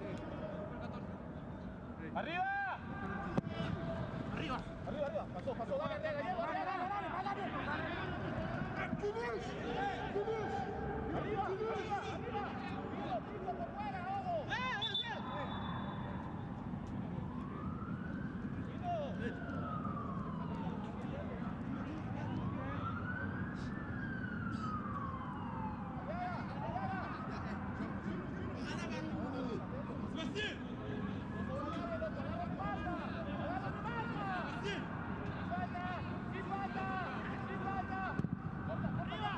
Ball whipped across. Jose Garcia meets it. Just lashed back in. Louis Ma. Archeluz. Well played by Decas. And allows Guiti to come off of his line and gobble it up. He wants to go quickly, and it comes off the derriere of Jimmy Alexis. Long ball sent the other way, intended for Palma.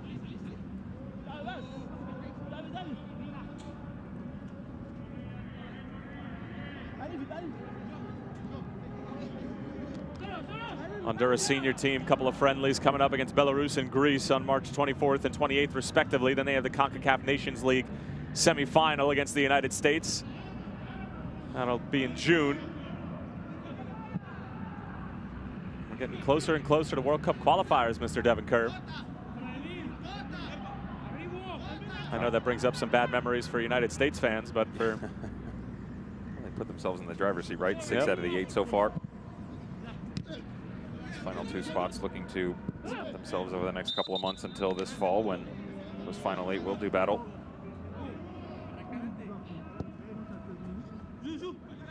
Still trying to grasp the fall World Cup.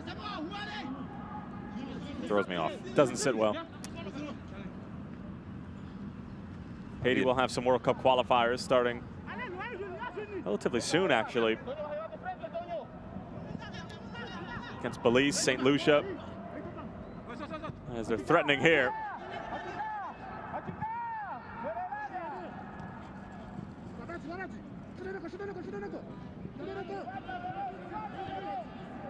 Dulis. Jimmy Alexis is down for not the first time tonight. Jose Pinto. He's going to be asked to play it out.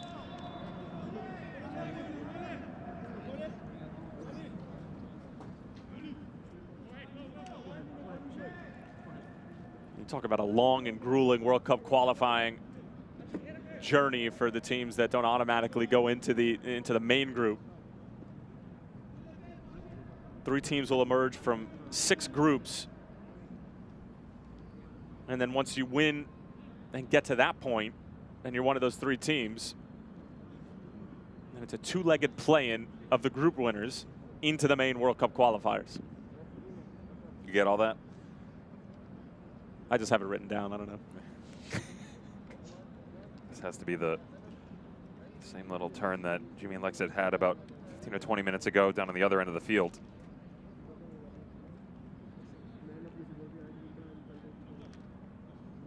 Severe limp as well.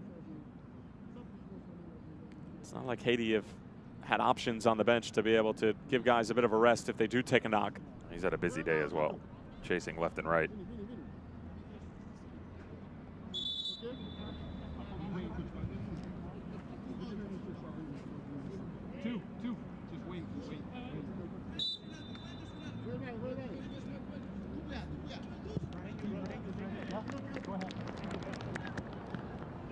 Ball given back to Alex Guiti.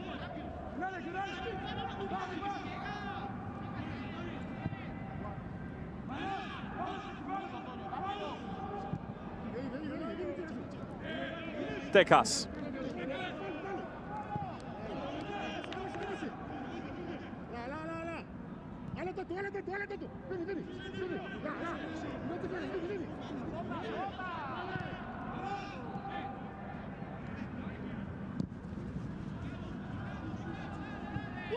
Over the top for Melendez. 1v1 with Jerome. Good entry pass and dummy by Palma. Pinto going for the curler. That was probably the cleanest buildup we've seen from Honduras thus far. Some sweet little sauce coming from deep in their own territory. A little 40-yarder over the top. Love the leave by Palma. That allows everything to open up for Pinto on the back post. Little cut back across. Good form. Just can't get enough English on it, can he? Can pick out that far post. It's the technicality of this Honduran squad. That excellent vision, good ball movement, nice speed. Just looking at that finished product on the tail end of it. Reyes. Honduras certainly look like they're on the verge of their fourth. Haiti holding on for dear life.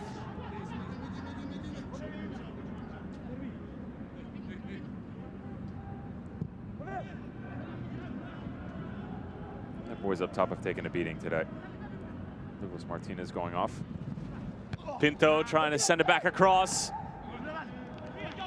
Quick to the ball with Jerome. Haiti looking to go quickly.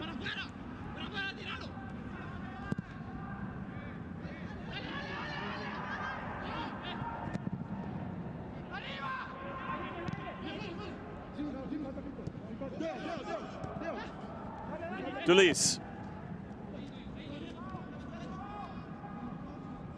Nice little turn from Louima. Somehow keeps possession for his side. And Experience. Meets a wall and Wesley Decas. Clairvaux getting a foot stuck in. Nunez took a knock, but Honduras out the other way.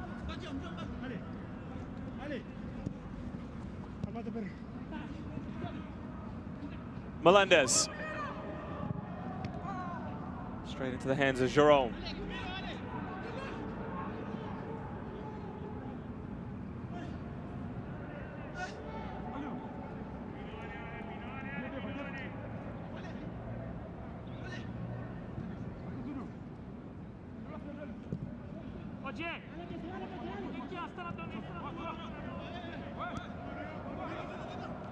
I think originally heading into this game, a 3-0 scoreline, Honduras would have been really happy with that. But given the way that this game shook out and COVID-19 protocols that were not followed by Haiti due to some unfortunate circumstances, they started the game with 10 players, started the game with a goalkeeper that was a field player, eventually got reinforcements because a COVID-19 test came back negative midway through the game, and eventually got an 11th player on because of that as well.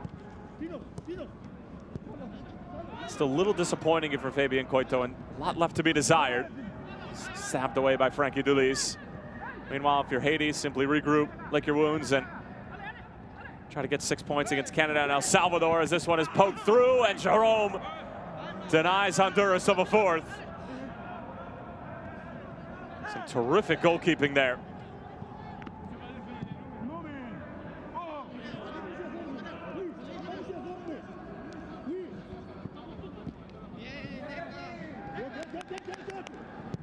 Louima has not had as much success against Decas as he did on the other side of the field. Palma returning it. Plenty of tired legs for Haiti. Reyes. Obregon got helped up. He's looking for some help from the assistant referee. He's not going to receive any of it.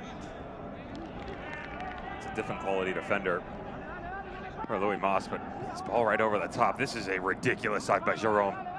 Look at all this space. Pick your poison. Which direction you want to go. Doesn't matter, plucks it right out of thin air.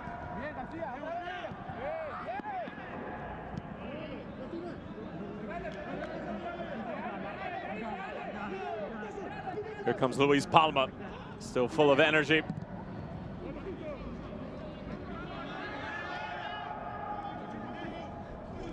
Pinto, working on Clairvaux, turns the corner, and loses control of the ball and commits the foul.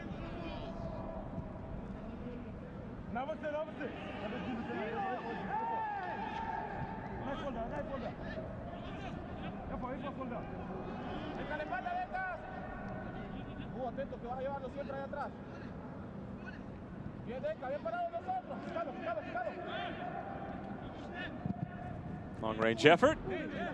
Haiti needed to be there. Might have been sailing wide regardless, but not taking any chances and ruining the clean sheet is Alex Haiti. You've got to cover it, of course, but it's easy to turn off, right? Start to fall asleep in matches like this where it feels like every single time right now Honduras touches the ball, having to have a little fun on the other end of the field. Haiti to stay really in tune, a little safe from distance.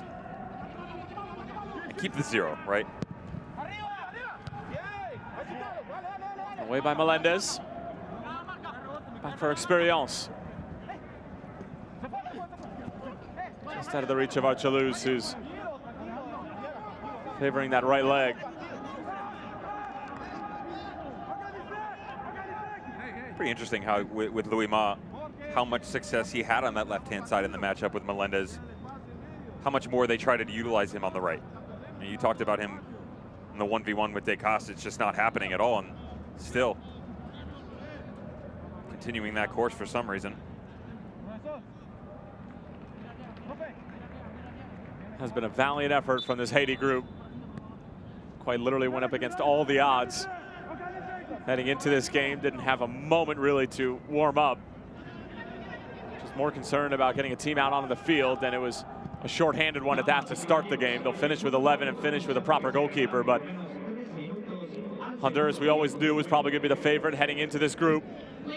And they'll be on top of Group B, at least for the moment, with Canada and El Salvador squaring up a little later on this evening. 3 minutes of extra time.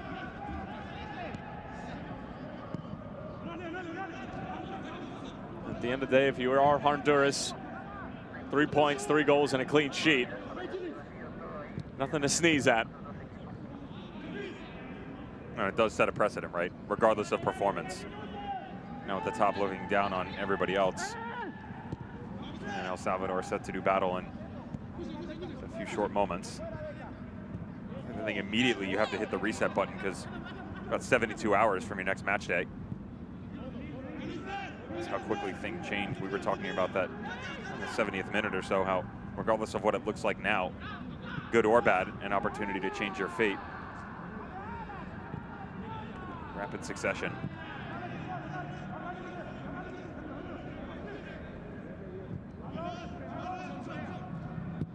About halfway through the extra time.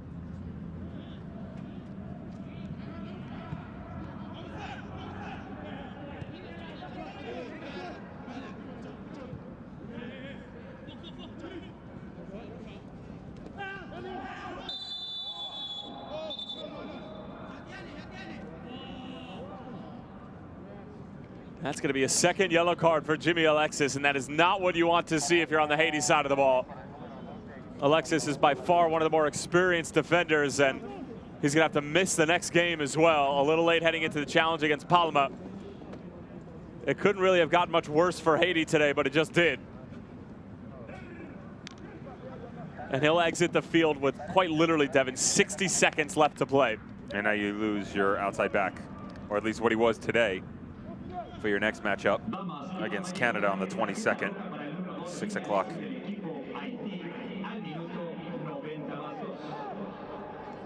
Frustration just over and over. You have to feel for this team. Self-inflicted wounds or not in certain areas.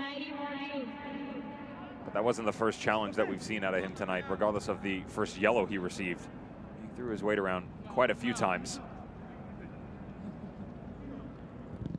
And referee just ends up being the bearer of bad news.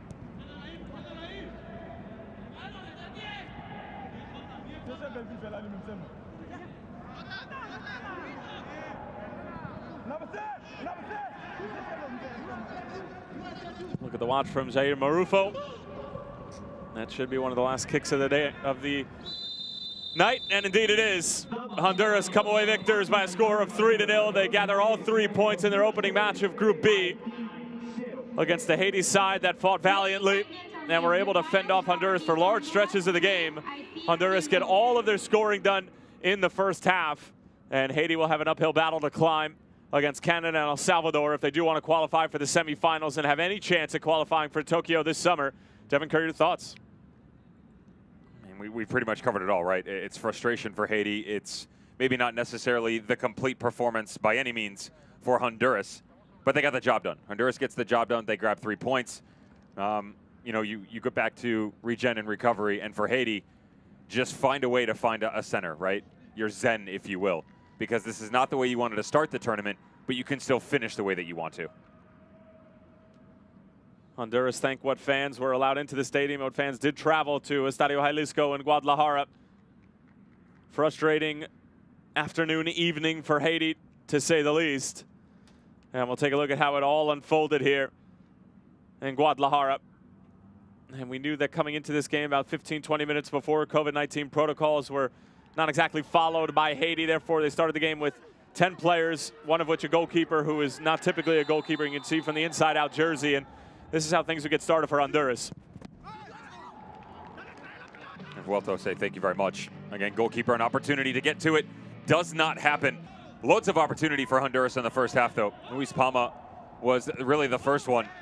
But it all came down for me. I loved the movement that I saw out of Jonathan Nunez and Edwin Rodriguez. He's the recipient here of that beautiful long ball we saw so many times during the duration of this match, right up over the top, times it perfectly, and really pick your poison. Go left, go right, opens his hips up, and just tucks it home. Edwin Rodriguez, by far one of the better players on the field this afternoon, and displaying his finishing ability as well. But this game did not go without some chances from Haiti, and we always knew they were a talented team going forward, and we saw that from the senior team in the 2019 Gold Cup. Only time that he really got the best of Wesley Decas on that left-hand side. It was an interesting matchup that, you know, in the second half was much more difficult for Haiti to take advantage of. It was much better on the right against Christopher Melendez. But again, you just keep coming side to side. Honduras trying to pump opportunities, more chances. Asking much more of them, you would get it. Vuelto would grab his second. That would, of course, in the second half, not allow him to grab his hat trick. He would take a seat. Coito starting to rotate some pieces. All 3 goals in the first half. Second half, quality, not necessarily, right? Wasn't clinical by any means. And sometimes when it's not your special day, Tyler, I tell you what, regardless of COVID-19 protocols, starting off against 10 men or not, you still bag 3 goals, you still grab 3 points, and you move on, right? Absolutely. Really, sometimes that's all you can ask for. And Vuelto now 1 goal behind Sebastian Cordova for the Golden Boot in the 2021 Concacaf Olympic Qualifying Championships. And this is one of the few efforts that Haiti were able to put on frame. Came by way of Eliader Dorlus. And then this is the final save of the evening, and it came from Alain Jerome. Able to get a big outstretched paw to it. Probably should have been slid across to Luis Palma, who is in acres of space and would have an empty net to shoot at, but ends up being a good save from Jerome in the end. And for our entire crew at CONCACAF, my name is Tyler Terrence, joined by my broadcast partner Devin Kerr, saying thank you so much for taking the time and watch some exciting football between Haiti and Honduras. Honduras come away victors in the opening match of Group B. We'll talk to you soon, folks.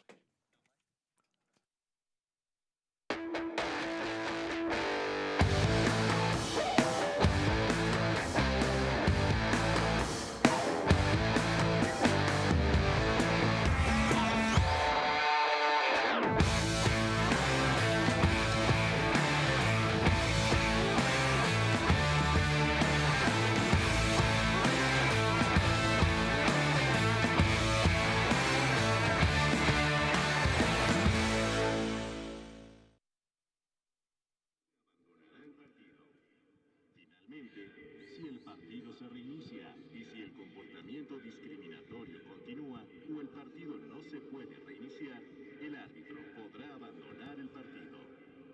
Concacaf invita